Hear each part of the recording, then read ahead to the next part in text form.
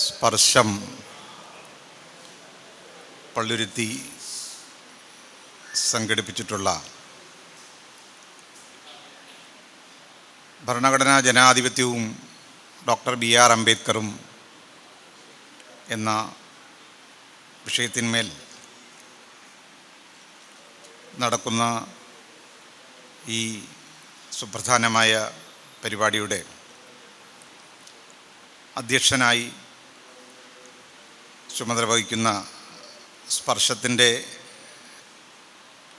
ഭാരവാഹി, അതിൻ്റെ സീനിയർ സംഘാടകനും ഒക്കെയായിട്ടുള്ള എൻ്റെ സുഹൃത്ത് പ്രിയ A. കബീർ,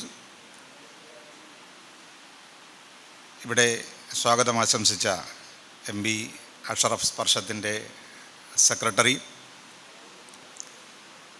ഭരണഘടനയുടെ ആമുഖം വായിച്ചുകൊണ്ട് ഈ പ്രോഗ്രാമിന് തുടക്കം കുറിച്ച സിറാജുദ്ദീൻ, സ്പർശത്തിൻ്റെ മുൻ സെക്രട്ടറിയാണ്. ഈ വിഷയത്തിന്മേൽ പ്രതികരണങ്ങൾക്കായി ഇവിടെ സന്നിഹിതരായിട്ടുള്ള പ്രിയ സുഹൃത്തുക്കൾ VN അംബരീഷൻ മാസ്റ്റർ, അതേപോലെ രാജീവ് പള്ളുരുത്തി, എന്നോടൊപ്പം ഈ പ്രോഗ്രാമിൽ അതിഥിയായി പങ്കെടുക്കുന്ന ഏകലവ്യൻ ബോധി, PH ഫാലിഖ്, സ്പർശത്തിൻ്റെ ജോയിൻറ്റ് സെക്രട്ടറി, ഉത്ബുദ്ധരായ ഈ സദസ്സിലെ പ്രിയ സഹോദരങ്ങളെ, മനുഷ്യസ്നേഹികളെ,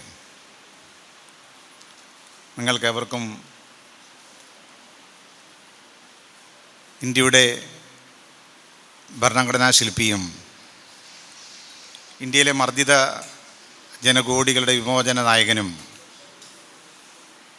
ആധുനിക ജനാധിപത്യ ഇന്ത്യയുടെ ഉപജ്ഞാതാവുമായ ബാബാ സാഹേബ് ഡോക്ടർ BR അംബേദ്കറുടെ നാമത്തിൽ എൻ്റെ സ്നേഹോഷ്മളമായ ജയ് ഭീം അർപ്പിക്കുകയാണ്.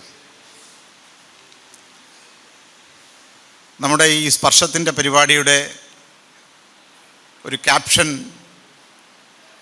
നമ്മുടെ മുന്നിലുണ്ട്. പാർലമെൻ്റ് അല്ല, ഭരണഘടനയാണ് അന്തിമം എന്നതാണ് ആ caption. It is not the parliament, but the constitution is supreme. ഈ മുദ്രാവാക്യം നമ്മുടെ ഭരണഘടന അതിൻ്റെ ആരംഭത്തിൽ, തുടക്കത്തിൽ തന്നെ പ്രതീക്ഷ അർപ്പിക്കുന്ന, അത് ആർക്കു വേണ്ടിയാണോ സമർപ്പിക്കുന്നത്, അവരുടെ ദ പീപ്പിൾ ഓഫ് ഇന്ത്യ, ഇന്ത്യയിലെ ജനങ്ങളുടെ, നമ്മുടെ ഭരണഘടനയും ജനാധിപത്യത്തെയും അട്ടിമറിക്കാൻ ശ്രമിക്കുന്ന വർഗീയ, ഫാസിസ്റ്റ്, സമഗ്രാധിപത്യ ശക്തികൾക്കെതിരെയുള്ള ഇന്ത്യയിലെ ജനങ്ങളുടെ മറുപടിയാണ് പാർലമെൻ്റ് അല്ല, ഭരണഘടന തന്നെയാണ് സുപ്രീം. കാരണം ഈ ഭരണഘടന അന്തിമമാണ് എന്ന് നമ്മൾ പ്രഖ്യാപിക്കുമ്പോൾ ആ ഭരണഘടന സമർപ്പിക്കുന്നത് ജനങ്ങൾക്കാണ്. അതുകൊണ്ട് തന്നെ ഭരണഘടന അപകടത്തിലാകുമ്പോൾ, നമ്മുടെ ഭരണഘടനാ മൂല്യങ്ങൾ വെല്ലുവിളിക്കപ്പെടുമ്പോൾ, ഭരണഘടനയുടെ ദർശനത്തെ ചലഞ്ച് ചെയ്യപ്പെടുമ്പോൾ, ഭരണഘടന ഏറ്റെടുക്കേണ്ട ഉത്തരവാദിത്തം ഇന്ത്യയിലെ ജനങ്ങൾക്കാണ്, ജനകോടികൾക്കാണ്. ഇന്ന് ഇന്ത്യൻ ജനത ഒറ്റക്കെട്ടായി, മറ്റ് വ്യത്യസ്തതകൾക്ക് അതീതമായി ഭരണഘടനയുടെ പ്രാധാന്യം തിരിച്ചറിയുകയും ഭരണഘടനയെ പ്രൊട്ടക്റ്റ് ചെയ്യാൻ വേണ്ടിയുള്ള വലിയ രാഷ്ട്രീയ ദൗത്യത്തിലേക്ക് ഇന്ത്യൻ ജനത ഏകീകരിക്കപ്പെടുകയും ചെയ്യുന്ന ഒരു പുതിയ ജനാധിപത്യപരമായ, ഭരണഘടനാപരമായ, ഭരണഘടനാ മൂല്യങ്ങൾക്ക് വേണ്ടിയുള്ള, ഭരണഘടനാ ധാർമ്മികതയ്ക്ക് വേണ്ടിയുള്ള ഒരു കൂട്ടായ്മയുടെ, ഒരു ഭരണഘടനാ ദേശീയതയുടെ വലിയ മുന്നേറ്റമാണ് രാജ്യം ഇന്ന് സാക്ഷ്യം വഹിച്ചുകൊണ്ടിരിക്കുന്നത്.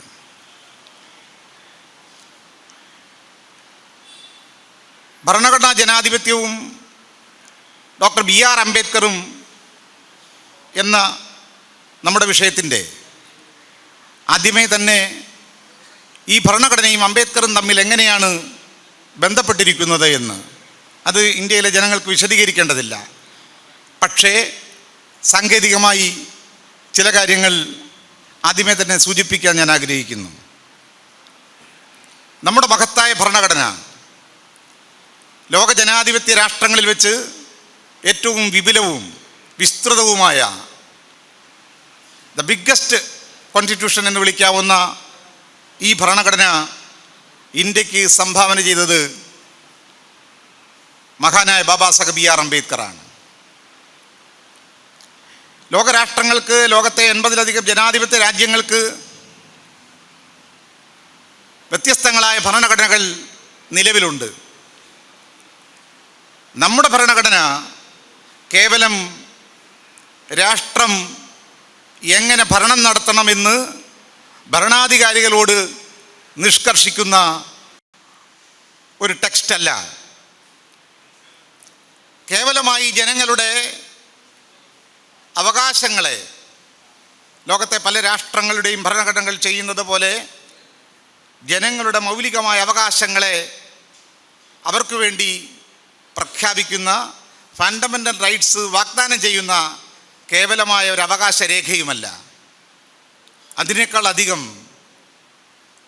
ബാബാ സാഹേബ് BR അംബേദ്കറുടെ കാഴ്ചപ്പാടിലൂടെ ഇന്ത്യൻ ഭരണഘടനയെ മനസ്സിലാക്കാൻ ശ്രമിക്കുമ്പോൾ ഇന്ത്യൻ ഭരണഘടന ഒരു ട്രാൻസ്ഫോർമേറ്റീവായിട്ടുള്ള, റവല്യൂഷണറി ആയിട്ടുള്ള ഒരു പരിവർത്തനോന്മുഖമായ ഭരണഘടനയാണ്.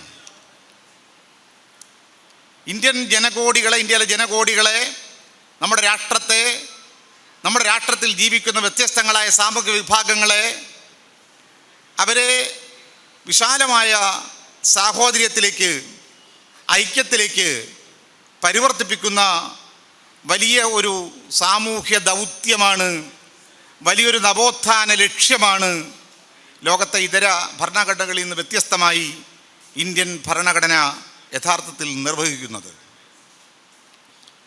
നമുക്കറിയാം, നമ്മുടെ ഭരണഘടനയുടെ ആമുഖം മുതൽ ഭരണഘടനയിൽ ഉടനീളം പ്രതിഫലിക്കുന്ന ചില മൂല്യങ്ങളുണ്ട്. അത് പ്രിയാമ്പിൾ എടുത്താൽ അവിടെ മുതൽ ഭരണഘടനയുടെ അവസാനത്തെ ആർട്ടിക്കിൾ വരെ ഉയർന്നു നിൽക്കുന്ന, ഉയർത്തിപ്പിടിക്കുന്ന മൂല്യങ്ങൾ, അത് ഇന്ന് ഇന്ത്യയിലെ ജനങ്ങൾക്ക്, ഭരണഘടന മനസ്സിലാക്കുന്ന ഇന്ത്യയിലെ പൗരന്മാർക്ക് പരിചിതമാണ്. സമത്വം, സാഹോദര്യം, സ്വാതന്ത്ര്യം, നീതി, ഈ മൂല്യങ്ങളാണ് നമ്മുടെ ഭരണഘടനയിൽ ഉടനീളം മുഴച്ചു നിൽക്കുന്നത്. ഈ മൂല്യങ്ങളെ, ഈ സങ്കല്പങ്ങളെ ഭരണഘടനയുടെ ഭരണപരമായ ഒരു ഗവർണൻസിൻ്റെ ഭാഷയിലേക്ക് പരിവർത്തിപ്പിക്കുകയും അത് ഇന്ത്യയിലെ ജനകോടികളുടെ ദർശനമായി മാറ്റുകയും ചെയ്യുന്ന വലിയൊരു ഉത്തരവാദിത്വവും നമ്മുടെ ഭരണഘടന നിർവഹിച്ചിട്ടുണ്ട്. ഞാൻ മുമ്പേ പറഞ്ഞു, ഭരണഘടനകളൊക്കെ ചെയ്യുന്ന ഒരു കാര്യം പ്രധാനമായും ലോകത്തെ പല ഭരണഘടനകൾ എടുത്തു നോക്കിയാൽ, ബ്രിട്ടൻ്റെ ആണെങ്കിൽ, അമേരിക്കയുടെ ആണെങ്കിൽ, അല്ലെങ്കിൽ അങ്ങനെയുള്ള ലോകത്തെ മികച്ച ഫ്രാൻസിൻ്റെ ആണെങ്കിൽ ഒക്കെ ഭരണഘടന എടുത്ത് പരിശോധിക്കുമ്പോൾ അതിൻ്റെ കാതലായ ഒരു കാര്യം എന്ന് പറയുന്നത്, ഞാൻ മുമ്പേ പറഞ്ഞതുപോലെ ഫണ്ടമെൻ്റൽ റൈറ്റ്സിലാണ് അത് ഊന്നൽ കൊടുക്കുന്നത്. പൗരന്മാരുടെ അവകാശങ്ങൾ, ആ അവകാശങ്ങളുടെ പ്രഖ്യാപനവും വാഗ്ദാനവുമാണ്. എന്നാൽ ഇന്ത്യൻ ഭരണഘടനയെ സംബന്ധിച്ചിടത്തോളം അവകാശങ്ങൾ പ്രഖ്യാപിക്കുക, അത് വാഗ്ദാനം കൊടുക്കുക, ചെയ്യുക എന്നതിനപ്പുറത്തേക്ക് നമ്മുടെ ഭരണഘടന സഞ്ചരിക്കുന്നുണ്ട്. അവിടെയാണ് അംബേദ്കറേയും ഭരണഘടനയും തമ്മിൽ ബന്ധിപ്പിക്കുന്ന പ്രധാനപ്പെട്ട ഒരു ഘടകം.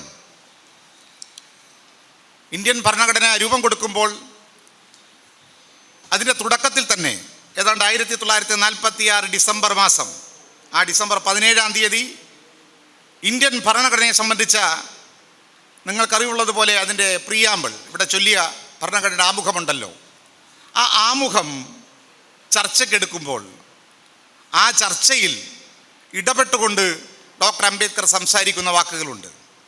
അദ്ദേഹം പറയുന്നത്,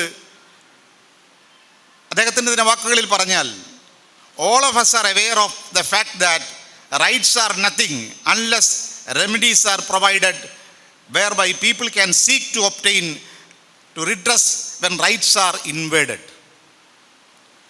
നമുക്കെല്ലാവർക്കും ബോധ്യമുണ്ടാകണം, അല്ലെ ബോധ്യമുള്ളൊരു കാര്യമാണ്, മനുഷ്യരുടെ മൗലികാവകാശങ്ങൾ കവർന്നെടുക്കപ്പെട്ടാൽ, അത് അപഹരിക്കപ്പെട്ടാൽ അതിന് പരിഹാരം കാണാൻ കഴിയുന്ന റെമഡീസ്, കൃത്യമായ പരിഹാര വ്യവസ്ഥകളില്ലാത്തിടത്തോളം കാലം അവകാശങ്ങൾക്ക് അർത്ഥമില്ല. അപഹരിക്കപ്പെടുമ്പോൾ, അവകാശങ്ങൾ കടന്നാക്രമിക്കപ്പെടുമ്പോൾ അതിന് പരിഹാരം കാണാനുള്ള വ്യവസ്ഥകളുടെ അഭാവത്തിൽ അവകാശങ്ങൾക്ക്, റൈറ്റ്സിന് അർത്ഥമില്ല എന്നാണ് അംബേദ്കർ ആ ഭരണഘടനാ ചർച്ചയുടെ ആരംഭത്തിൽ തന്നെ പറയുന്നത്. I would have expected some provision whereby it would have been possible for the state to make economic, social and political justice. അതുകൊണ്ട് ഈ ഭരണഘടനയിൽ നിന്നും ഞാൻ പ്രതീക്ഷിക്കുന്നത് പൗരന്മാർക്ക് സാമ്പത്തികവും സാമൂഹ്യവും രാഷ്ട്രീയവുമായ നീതി അത് ലഭ്യമാക്കാൻ കഴിയുന്ന വളരെ കൃത്യമായ പ്രൊവിഷൻസ്, കൃത്യമായ സംവിധാനങ്ങൾ ഭരണഘടനയിൽ ഉണ്ടാകണം എന്നാണ് താൻ ആഗ്രഹിക്കുന്നത് എന്ന് ബാബാ സാഹേബ് അംബേദ്കർ പറയുന്നുണ്ട്. ഇതിലൂടെ നമ്മൾ മനസ്സിലാക്കുന്നത്, നമ്മുടെ ഭരണഘടന റെമഡികളെക്കുറിച്ചാണ് കൂടുതൽ സംസാരിക്കുന്നത്, പരിഹാരങ്ങൾ ഉള്ള ഒരു ഭരണഘടനയാണ്. രാഷ്ട്രം അഭിമുഖീകരിക്കുന്ന സാമൂഹ്യ, രാഷ്ട്രീയ, സാമ്പത്തിക പ്രശ്നങ്ങൾക്ക് വളരെ കൃത്യമായ പരിഹാരങ്ങളെ മുന്നോട്ട് വെക്കുന്ന അങ്ങേയറ്റം പ്രായോഗികമായ ഒരു പ്രാഗ്മാറ്റിക്കായ ഒരു ഭരണഘടനയാണ് നമ്മുടേത്. അതിൽ നമുക്ക് അഭിമാനം കൊള്ളാം. നമ്മുടെ ഭരണഘടനയിൽ പ്രധാനപ്പെട്ട 2 ഭാഗങ്ങളുണ്ട്. ശരിക്കും ഇന്ത്യൻ ഭരണഘടനയുടെ ആത്മാവ് എന്ന് നമുക്ക് വിളിക്കാൻ കഴിയുന്നത് ഈ 2 ഭാഗങ്ങൾ ചേരുമ്പോഴാണ്. അതിൽ തർക്കമൊന്നുമില്ല. ഒന്നാമത്തെ പാർട്ട് ഫണ്ടമെൻ്റൽ റൈറ്റ്സ് ആണ്. എന്നാൽ രണ്ടാമത്തേത് അതുപോലെ തന്നെ പ്രാധാന്യമോ അതിനേക്കാൾ പ്രാധാന്യമോ കൽപ്പിക്കേണ്ട ഡയറക്റ്റീവ് പ്രിൻസിപ്പിൾസ് ഓഫ് സ്റ്റേറ്റ് പോളിസിയാണ്. ഇത് രണ്ടും ചേരുമ്പോഴാണ് അത് ഇന്ത്യൻ ഭരണഘടനയുടെ ആത്മാവായി മാറുന്നത്, ഹൃദയമായി മാറുന്നത്. അതുകൊണ്ട് ഇന്ത്യൻ സമൂഹത്തെ വലിയ നിലയ്ക്കുള്ളൊരു സാമൂഹ്യ സാമ്പത്തിക പരിവർത്തനത്തിലേക്ക്, വിപ്ലവത്തിലേക്ക് നയിക്കാൻ ഒരു പുതിയ സാമൂഹ്യ സമത്വത്തിലധിഷ്ഠിതമായ, നീതിയിലധിഷ്ഠിതമായ ഒരു രാഷ്ട്ര പുനർനിർമ്മിതിയിലേക്ക് നയിക്കാൻ കഴിയുന്ന വിധത്തിലാണ് ഈ മൗലികാവകാശങ്ങളെയും അതേപോലെ നിർദ്ദേശക തത്വങ്ങളെയും വളരെ സമർത്ഥമായി നമ്മുടെ ഭരണഘടനാ ശില്പി, ഭരണഘടനാ അംഗങ്ങളുടെ അനുമതിയോടെ വളരെ കൃത്യമായി വെൽഡ് ചെയ്തിരിക്കുന്നത്, കൂട്ടിയോജിപ്പിച്ചിരിക്കുന്നത്. ഇതിലൊരു കാര്യം, നമുക്ക് ബ്രിട്ടൻ്റെ ഭരണഘടന ഇപ്പോൾ രണ്ടാം ലോക മഹായുദ്ധങ്ങൾക്ക് ശേഷം, യുദ്ധത്തിന് ശേഷം, പ്രത്യേകിച്ച് പോസ്റ്റ് കൊളോണിയൽ കാലഘട്ടത്തിൽ ലോകത്തെ ഏറ്റവും എടുത്തു പറയാവുന്ന ഭരണഘടന എന്ന നിലയിൽ ബ്രിട്ടൻ്റെ ഭരണഘടന വരുന്നു, അമേരിക്കൻ ഭരണഘടന വരുന്നു, ബിൽ ഓഫ് റൈറ്റ്സ് വരുന്നു, അതേപോലെ ജർമ്മൻ്റെ ഭരണഘടനാ ഡോക്യുമെൻ്റ് വരുന്നു. ഇതിലൊക്കെ ഉള്ളൊരു പ്രശ്നം എന്ന് പറയുന്നത് ഭരണകൂടം അവകാശങ്ങൾ പൗരന്മാർക്കായി പ്രഖ്യാപിക്കുന്നുണ്ട്. പക്ഷേ ആ അവകാശങ്ങൾ നേടിയെടുക്കാനുള്ള പൗരൻ്റെ കരുത്തിൻ്റെ കാര്യത്തിൽ, അവകാശങ്ങൾ അനുഭവിക്കാനുള്ള, അത് ലഭിക്കാനുള്ള പൗരൻ്റെ ശേഷിയുടെ കാര്യത്തിൽ ബ്രിട്ടൻ അടക്കമുള്ള രാജ്യങ്ങളുടെ ഭരണഘടനകൾക്ക് ഉത്തരമില്ല. അതുകൊണ്ടാണ് വലിയ സാമൂഹ്യ സാമ്പത്തിക അസമത്വങ്ങൾ ഇന്ന് അമേരിക്കയും അതേപോലെ ബ്രിട്ടനെയും വേട്ടയാടുമ്പോൾ അവിടെ പരിഹാരങ്ങൾ ഭരണഘടനാപരമായി ഇല്ല. ഇത് ഭരണഘടനകൾ കമ്പയർ ചെയ്തുകൊണ്ട് ഞാൻ പറയുന്നൊരു സ്റ്റേറ്റ്മെൻറ്റാണ്. അത് വിശദമായ ചർച്ചകൾക്ക് നമുക്ക് കൊടുക്കാവുന്നൊരു കാര്യമാണ്.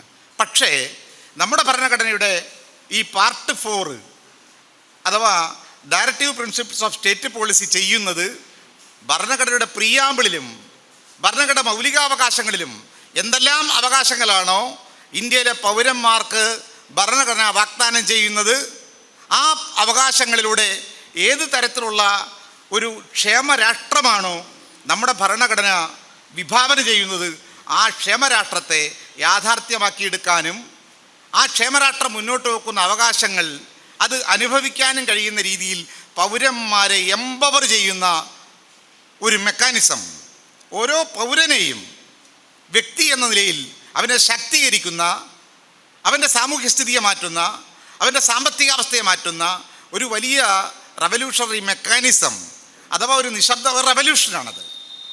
അത് കൃത്യമായി ഈ ഭരണഘടനയുടെ ആഴങ്ങളിലേക്ക് പോകുമ്പോൾ നമുക്ക് മനസ്സിലാകും. അപ്പോൾ ആ നിലയ്ക്ക് പൗരന്മാരിലേക്ക് സമ്പത്തും വിഭവങ്ങളും എത്തിക്കുന്ന ഒരു ട്രാൻസ്ഫോർമേഷൻ നമ്മുടെ ഭരണഘടന നിർവഹിക്കുന്നുണ്ട്. അഥവാ ഭരണഘടന DP ആ നിലയ്ക്ക് അത് മുന്നോട്ട് വെക്കുന്നുണ്ട്. ഇനി നമ്മൾ ഇത്ര ആമുഖമായി പറഞ്ഞുകൊണ്ട് നമ്മൾ ഈ വിഷയത്തിലേക്ക് ഒരു പക്ഷേ ഇത്ര ഒരു വിഷയം ഭരണഘടനയും അംബേദ്കറും ചേർത്ത് വെച്ചുകൊണ്ട് പാർലമെൻ്റല്ല ഭരണഘടനയാണ് സുപ്രീം എന്ന് വീണ്ടും ഉറക്കെ പറയാൻ നമ്മളെ പ്രേരിപ്പിക്കുന്ന, നമ്മളെ പ്രൊവോക്ക് ചെയ്യുന്ന ചില സംഭവവികാസങ്ങൾ ഇന്ന് നമ്മുടെ മുന്നിലുണ്ട്. ഒന്ന്, ഇന്ത്യ ഭരിക്കുന്ന രാഷ്ട്രീയ പാർട്ടിയുടെ നേതൃത്വത്തിലുള്ള BJPയുടെ അവരുടെ നേതാവും സാങ്കേതികമായി ഇന്ത്യയുടെ ഉപരാഷ്ട്രപതിയുമായ ജഗദീപ് ധൻവർ അദ്ദേഹം പറഞ്ഞ വാക്കുകളാണ്. അദ്ദേഹത്തിൻ്റെ പ്രസ്താവന വലിയ വിവാദമായി. ഏത് കോണ്ടക്സ്റ്റിലാണ് അദ്ദേഹം പറയുന്നത് എന്ന കാര്യം നമുക്കറിയാം. ഭരണഘടന അങ്ങേയറ്റം വെല്ലുവിളിക്കപ്പെടുന്ന, ഭരണഘടനയെ ഭരണകൂടം തന്നെ തിരസ്കരിക്കുന്ന ഒരു കോണ്ടക്സ്റ്റിൽ ഈ ജഗദീപ് ധൻഖർ പറഞ്ഞ കാര്യം പാർലമെൻറ്റാണ് സുപ്രീം എന്നാണ്. BJPയുടെ അഭിപ്രായമാണ്. ഇത് RSSൻ്റെ പ്രഖ്യാപനമാണ്. അവർ പറയുന്നു പാർലമെൻറ്റാണ് സുപ്രീം. എന്നിട്ട് അദ്ദേഹം പറഞ്ഞൊരു വാക്കും കൂടിയുണ്ട്, there cannot be any authority above them. പാർലമെൻറ്റിൻ്റെ മുകളിൽ മറ്റൊരധികാരവുമില്ല, മറ്റൊരധികാരവും സാധ്യമല്ല, അത് അനുവദിക്കില്ല എന്ന ഭാഷയിലാണ്. കാരണം ഈ പാർലമെൻറ്റ് ഇപ്പോൾ RSSൻ്റെ നിയന്ത്രണത്തിലാണ്. ഈ പാർലമെൻറ്റ് ഒരു റിലേറ്റീവ് മെജോറിറ്റി, അപേക്ഷിക ഭൂരിപക്ഷം പാർലമെൻറ്റിൽ ഇന്ന് BJP എന്ന പാർട്ടിക്കാണ്. അതുകൊണ്ട് അങ്ങനെ ഒരു പാർട്ടി രാജ്യം ഭരിക്കുമ്പോൾ അവർ നിയന്ത്രിക്കുന്ന പാർലമെൻറ്റാണ് എല്ലാത്തിനും മീതെ എന്ന് പറയുമ്പോൾ അൾട്ടിമേറ്റായി അവരുടെ ഒരു ആധിപത്യമാണ്, ഒരു പാർട്ടിയുടെ ആധിപത്യമല്ല. BJP എന്ന് പറയുന്ന ഒരു പാർട്ടിയുടെ ആധിപത്യമല്ല. മോഡി എന്ന് പറയുന്ന ഒരു വ്യക്തിയുടെയോ പ്രധാനമന്ത്രിയുടെയോ അതുപോലെ അമിത്ഷാ എന്ന് പറയുന്ന ആഭ്യന്തരമന്ത്രിയുടെയോ അങ്ങനെ ഒരു ചെറിയൊരു ക്യാബിനറ്റിൻ്റെയോ ആധിപത്യവുമല്ല. അതിനേക്കാൾ അധികം ജനാധിപത്യ ഭാവനകളെ തിരസ്കരിക്കുന്ന, എല്ലാ ജനാധിപത്യത്തെയും നിഷേധിക്കുന്ന, പൗരന്മാരുടെ എല്ലാ അവകാശങ്ങളെയും നിഷേധാത്മകമായി കാണുന്ന ഒരു ഫാസിസ്റ്റ് ദർശനത്തിൻ്റെ, ഒരു പ്രത്യയശാസ്ത്രത്തിൻ്റെ കൂടി സമഗ്രാധിപത്യമാണ് അവർ ഉയർത്തിപ്പിടിക്കുന്നത്. അതുകൊണ്ട് അവർക്ക് ഭൂരിപക്ഷമുള്ളൊരു പാർലമെൻറ്റാണ് ഇനി എല്ലാം തീരുമാനിക്കുക എന്നാണ് പറയുന്നത്.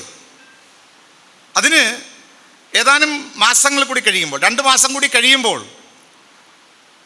BJPയെ നിയന്ത്രിക്കുന്ന, അതിന് ജന്മം നൽകിയ RSSൻ്റെ 100ാം വാർഷികം വരുമ്പോൾ ഇന്ത്യ ഒരു മതാധിഷ്ഠിത ഹിന്ദു രാഷ്ട്രമായി പ്രഖ്യാപിക്കാനുള്ള സമയം നോക്കി കുറിപ്പടിയെടുത്തിരിക്കുകയാണ്. അവർ സമയക്കുറിപ്പടിയെടുത്തിരിക്കുകയാണ്. അത്തരൊരു കോണ്ടക്സ്റ്റിൽ കോടതിക്കോ ഭരണഘടനയ്ക്കോ ഒന്നും പ്രസക്തിയില്ല. ഇനി എല്ലാം ഞങ്ങൾ തീരുമാനിക്കും, നിങ്ങൾ ഇന്ത്യയിലെ പൗരന്മാർ നിശബ്ദമായി അനുസരിച്ചോണം എന്ന് പറയുന്ന ഒരു കോണ്ടക്സ്റ്റാണ്. ഈ കോണ്ടക്സ്റ്റിലാണ് സ്വാഭാവികമായും രാജ്യസ്നേഹികളായ ഇന്ത്യൻ ജനത എഴുന്നേറ്റ് നിന്ന് പറയുന്നു, പാർലമെൻ്റ് അല്ല. അങ്ങനെ ജനങ്ങൾ പറയുമ്പോൾ നമുക്ക് അഭിമാനിക്കാം. ഈ ജഗദീപ് ധൻഖറിന് ഇന്ത്യയിലെ ജനങ്ങൾക്ക് വേണ്ടി മറുപടി പറയാൻ കെൽപ്പുള്ള ഒരു സുപ്രീം കോടതി ചീഫ് ജസ്റ്റിസ് ഇപ്പം നമുക്കുണ്ടായിരിക്കുന്നു എന്ന കാര്യവും അഭിമാനിക്കാവുന്ന കാര്യമാണ്. കാരണം ചീഫ് ജസ്റ്റിസ് BR ഗവായി, അദ്ദേഹത്തെ അക്കാര്യത്തിൽ അഭിനന്ദിക്കേണ്ടതുണ്ട്. നമുക്കൊരുപാട് ജഡ്ജിമാരെയും ചീഫ് ജസ്റ്റിസുമാരെയും ഒക്കെ വാഴിച്ച ഒരു രാഷ്ട്രമാണ്. 52ാമത്തെ ചീഫ് ജസ്റ്റിസായിട്ടാണ് മഹാരാഷ്ട്രക്കാരനായ ഈ BR ഗവായി പ്രതിജ്ഞ ചെയ്യുന്നത്. അദ്ദേഹം സ്ഥാനമേറ്റ ഉടനെ തന്നെ അദ്ദേഹം അദ്ദേഹം സ്വന്തം ജന്മനാട്ടിലേക്ക് അമരാവതിയിലേക്ക്, മഹാരാഷ്ട്രയിലെ അമരാവതിയിലേക്ക്, അവിടുത്തെ ഗോവ മഹാരാഷ്ട്ര അസംബ്ലികൾ സംയുക്തമായി സംഘടിപ്പിച്ച സ്വീകരണ പരിപാടിയിലേക്ക് ക്ഷണിക്കപ്പെടുകയാണ്. അങ്ങനെ സ്വന്തം നാട്ടിൽ ചീഫ് ജസ്റ്റിസായി സ്ഥാനമേറ്റ BR ഗവായി സ്വീകരണ ചടങ്ങിൽ പങ്കെടുത്തുകൊണ്ട് അദ്ദേഹം ലോയേഴ്സ് കോൺഫറൻസിൻ്റെയും കൂടി ഭാഗമാണ്. അതിൽ പ്രസംഗിക്കുമ്പോഴാണ് ആ സ്വീകരണ ചടങ്ങിൽ അദ്ദേഹം പറഞ്ഞത് നോക്കുക. Neither the parliament nor the executive even nor the judiciary are supreme എന്നാണ് പറഞ്ഞത്. ഏത് ചീഫ് ജസ്റ്റിസും പറയാൻ ആഗ്രഹിക്കുക അയാൾക്ക് അധികാരമുള്ള ആ ജുഡീഷ്യറിയാണ് ഏറ്റവും വലുതെന്ന് അങ്ങനെ പറഞ്ഞിട്ടുള്ള ചീഫ് ജസ്റ്റിസുമാരുണ്ട് നമ്മുടെ രാജ്യത്ത്. സുപ്രീം കോടതി സുപ്രീം എന്ന് പറഞ്ഞവർ നമ്മുടെ രാജ്യത്തുണ്ട്. പക്ഷേ BR ഗവായി പറഞ്ഞത് neither the parliament nor the executive not even the judiciary are supreme. ഈ ജുഡീഷ്യറിയോ ഈ പാർലമെൻറ്റോ ഈ എക്സിക്യൂട്ടീവോ ഇതൊന്നുമല്ല സുപ്രീം. It is only the constitution of India which is supreme. ഇന്ത്യയുടെ ഭരണഘടന തന്നെയാണ് അന്തിമം. അതുകൊണ്ട് അധികാരത്തെ ഫാസിസത്തിൻ്റെ ഇടുങ്ങിയ വഴികളിലൂടെ അതിൻ്റെ എല്ലാ തരത്തിലുള്ള രാഷ്ട്രീയ തന്ത്രങ്ങളിലൂടെയും നമ്മുടെ പാർലമെൻറ്റിൻ്റെ അകത്തളങ്ങളിൽ കയറി അധികാരത്തിൻ്റെ പിടിമുറുക്കി രാജ്യത്തിൻ്റെ ജനാധിപത്യത്തിൻ്റെയും മതേതരത്തിൻ്റെയും കഴുത്തി ജരിക്കുന്ന ഒരു ഭരണകൂടത്തോട് ആ രാഷ്ട്ര സംവിധാനത്തിൻ്റെ ഏറ്റവും സുപ്രധാനമായ പടവുകളിൽ കയറി നിന്നുകൊണ്ടാണ് BR ഗവായി പറയുന്നത് ഈ പാർലമെൻറ്റിന് അങ്ങനെയൊന്നും ചെയ്യാൻ കഴിയില്ല, ഇത് അൾട്ടിമേറ്റ് അല്ല എന്ന് പറയുന്നത്. അദ്ദേഹം ഒരു കാര്യം കൂടി പറയുന്നു, പാർലമെൻറ്റിന് ഭരണഘടന വേണമെങ്കിൽ ഭേദഗതി ചെയ്യാം. നമുക്കറിയാം നമ്മുടെ ഭരണഘടന അനുസരിച്ച് അമെൻമെൻറ്റ്സ് കൊണ്ടുവരാം, ഭരണഘടനയെ തന്നെ തിരുത്താം. പക്ഷേ എവിടെ വരെ, എത്രത്തോളമാണ്? അതിനും നമ്മുടെ ചീഫ് ജസ്റ്റിസ് പറയുന്നുണ്ട്, it cannot alter it's basic structure doctrine. ഭരണഘടന വേണേൽ തിരുത്താം, പക്ഷേ അതിൻ്റെ മൗലികമായ ഘടനയെ, ബേസിക് സ്ട്രക്ചറിനെ തിരുത്താൻ പാർലമെൻറ്റിന് അവകാശമില്ല. അതാർക്കും സാധിക്കില്ല. ഈവൻ ജുഡീഷ്യറിക്ക് പോലും ഭരണഘടനയുടെ ബേസിക് സ്ട്രക്ചറിനെ ആൾട്ടർ ചെയ്യാൻ സാധിക്കില്ല. ഇതൊരു അടിസ്ഥാനപരമായി ഇന്ത്യയിലെ പൗരന്മാർ മനസ്സിലാക്കേണ്ട ഒരു കാര്യമാണ്. സുപ്രീം കോടതിയുടെ ചില മുൻകാല വിധികൾ ഈ കാര്യം മുന്നേ പറഞ്ഞിട്ടുണ്ട്. ബേസിക് സ്ട്രക്ചർ എന്താണെന്ന് നിർവചിച്ചിട്ടുണ്ട്. നമ്മുടെ ഭരണഘടന പ്രിയാമ്പിൾ പറയുന്ന കാര്യങ്ങളൊക്കെയും ഫണ്ടമെൻ്റൽ റൈറ്റ്സിൽ പറയുന്ന പ്രധാനപ്പെട്ട കാര്യങ്ങളൊക്കെയും ഭരണഘടനയുടെ ബേസിക് സ്ട്രക്ചറാണ്. ഈ രാജ്യത്തെ സാമൂഹ്യനീതിയുടെ തത്വങ്ങൾ, രാജ്യത്തെ ഭൂരിപക്ഷം വരുന്ന അടിസ്ഥാന ജനതയോട്, ഈ രാജ്യത്തെ പിന്നോക്ക വിഭാഗങ്ങളോട്, ന്യൂനപക്ഷങ്ങളോട്, സ്ത്രീകളോട്, തൊഴിലാളികളോട് ഒക്കെ ഈ രാഷ്ട്രം പുലർത്തേണ്ട മര്യാദകളെ സംബന്ധിച്ച് പറയുന്ന പ്രധാനപ്പെട്ട വകുപ്പുകളൊക്കെയും ഭരണഘടനയുടെ ബേസിക് സ്ട്രക്ചറാണ്. മതേതരത്വം എന്ന് പറയുന്നത് ഭരണഘടനയുടെ ബേസിക് സ്ട്രക്ചറാണ്. അല്ലെങ്കിൽ ആധുനിക സ്വഭാവത്തിൽ ബഹുസ്വരത എന്ന് പറയുന്നത്. അതിനെയൊന്നും ഭേദഗതി ചെയ്യാൻ ഒരു ഭരണത്തിനും ഒരധികാരത്തിനും സാധിക്കുകയില്ല. ഇത് നമ്മുടെ കേരളത്തിൽ 1973 Kesavananda Bharati versus state of Kerala വിധി വരുന്നത്.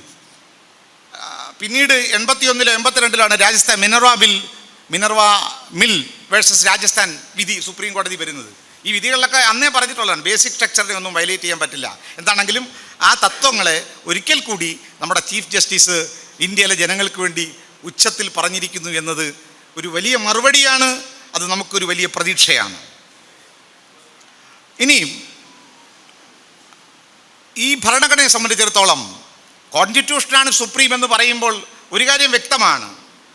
എപ്പോഴെല്ലാം നമ്മുടെ രാഷ്ട്രം വെല്ലുവിളികൾ നേരിടുന്നുണ്ടോ, എപ്പോഴെല്ലാം നമ്മൾ വിശ്വസിക്കുന്ന ഭരണഘടനാപരമായ തത്വങ്ങളും ഭരണഘടനാപരമായ വ്യവസ്ഥകളും ആക്രമിക്കപ്പെടുന്നു, അപ്പോഴെല്ലാം ഇന്ത്യയിലെ ജനങ്ങൾക്ക് ആശ്രയിക്കാനുള്ള ഒരേ ഒരു ടെക്സ്റ്റ് ഈ ഭരണഘടന മാത്രമാണെന്ന് നമുക്കറിയാം. ഇന്ത്യയിൽ നടന്നിട്ടുള്ള പ്രക്ഷോഭങ്ങൾ നോക്കുക. പൗരത്വ പ്രക്ഷോഭത്തെ എടുത്താൽ, കർഷകരുടെ പ്രക്ഷോഭങ്ങൾ എടുത്ത് പരിശോധിച്ചാൽ, ഇന്ത്യയിൽ ഇന്ന് നമ്മുടെ വിദ്യാഭ്യാസം പിച്ചി ചീന്തുകയാണ്.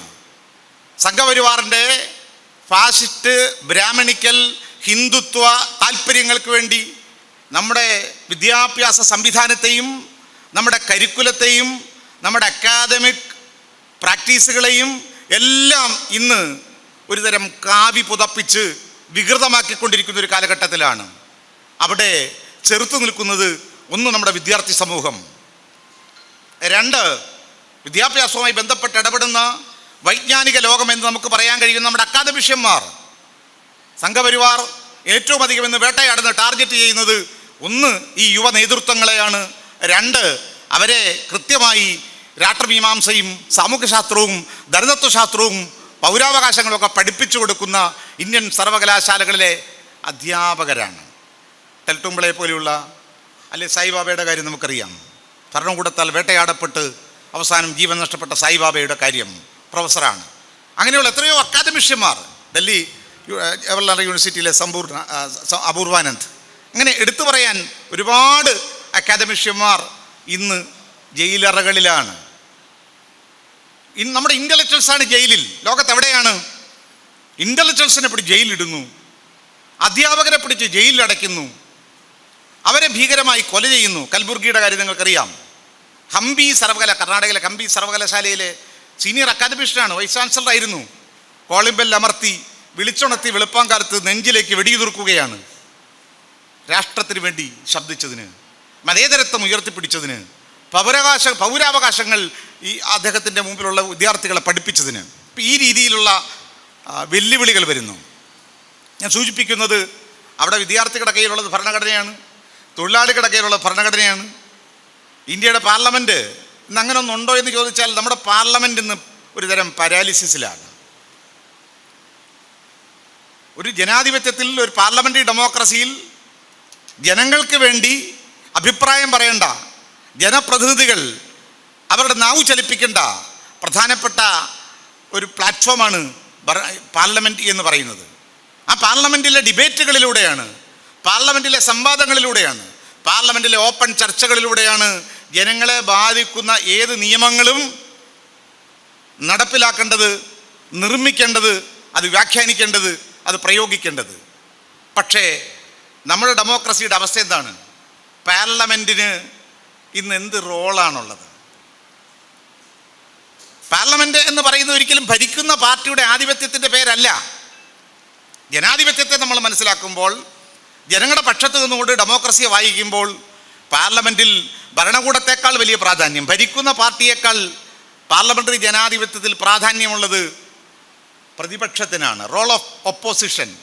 ഇത് ഡോക്ടർ അംബേദ്കർ അദ്ദേഹത്തിൻ്റെ പാർലമെൻ്ററി ഡെമോക്രസിയെ സംബന്ധിച്ച സങ്കല്പങ്ങളിൽ പങ്കുവെക്കുന്ന പ്രധാനപ്പെട്ട ഒരു കാര്യമാണ്. ഡെമോക്രസിയിൽ ഏറ്റവും പ്രധാനപ്പെട്ട റോൾ പ്രതിപക്ഷത്തിൻ്റെതാണ്. നമ്മുടെ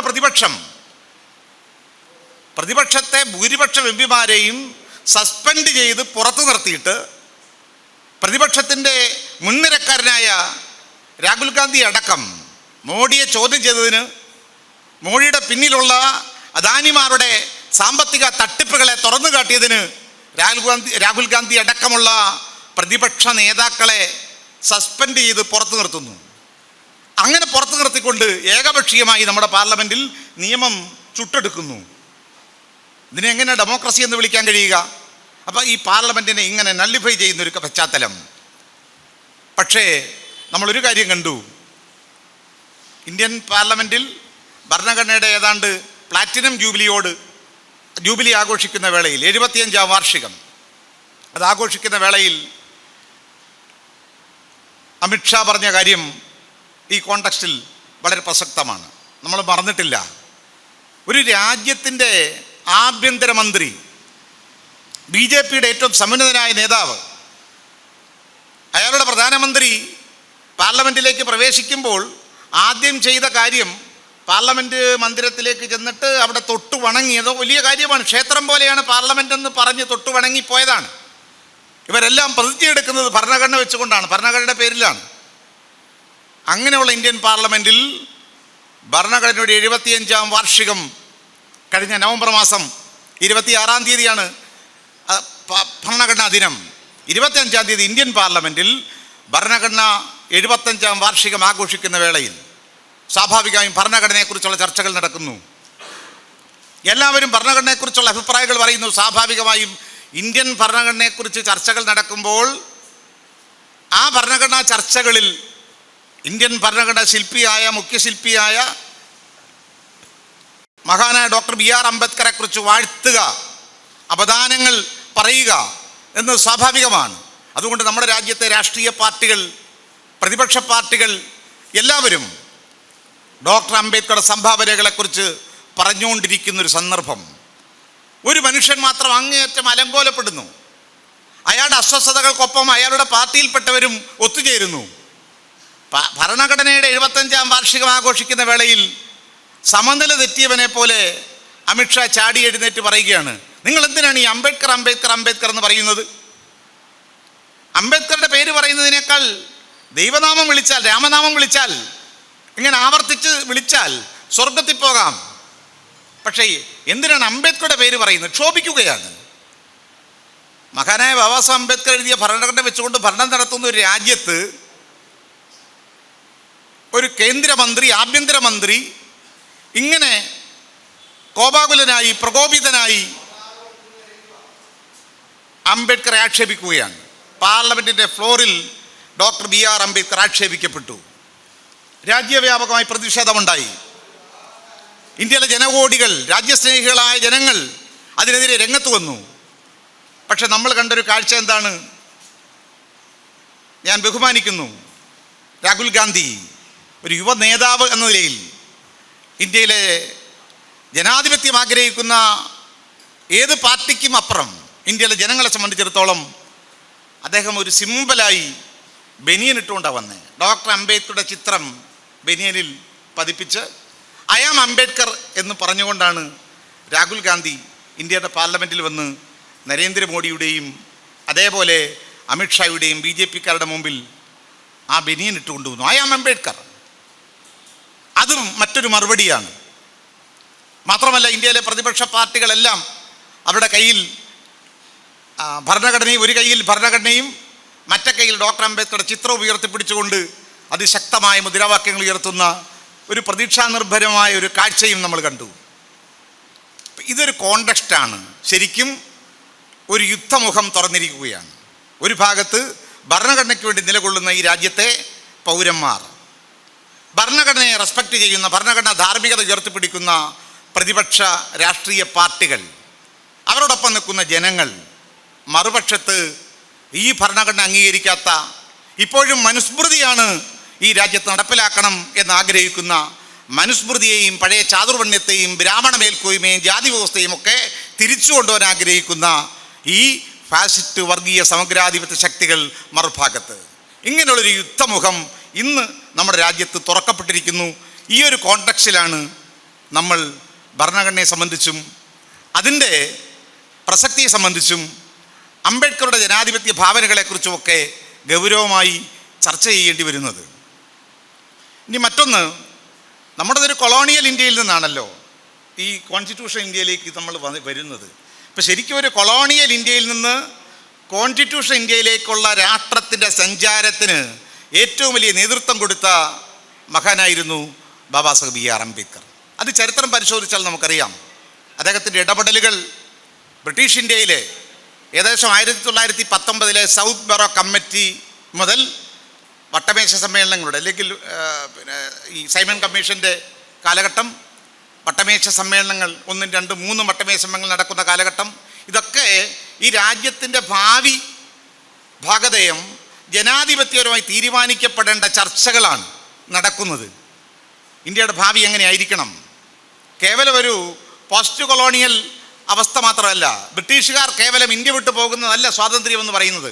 നേരെ മറിച്ച് ഇന്ത്യയിലെ എല്ലാ പൗരന്മാർക്കും തുല്യമായ നീതിയും അവകാശങ്ങളും ലഭിക്കുന്ന ഒരു ജനാധിപത്യത്തെക്കുറിച്ചുള്ള ഭാവനകൾ, സങ്കല്പങ്ങൾ, പ്രതീക്ഷകൾ, അതിനുത്തരം തേടുന്ന ചർച്ചകളാണ് സൗത്ത് ബറോ കമ്മിറ്റിയിലും സൈമൺ കമ്മീഷന് മുമ്പാകെ നടക്കുന്ന നിവേദനങ്ങൾ, സമർപ്പണങ്ങളിലും വട്ടമേശ സമ്മേളനങ്ങളിലെ സംവാദങ്ങളിലും 1945 അല്ലെ 46 രൂപം കൊള്ളുന്ന ക്യാബിനറ്റ് മിഷൻ, അതിൻ്റെ തീരുമാനപ്രകാരമുള്ള ഭരണഘടനാ അസംബ്ലിയിലുമൊക്കെ നടക്കുന്നത്.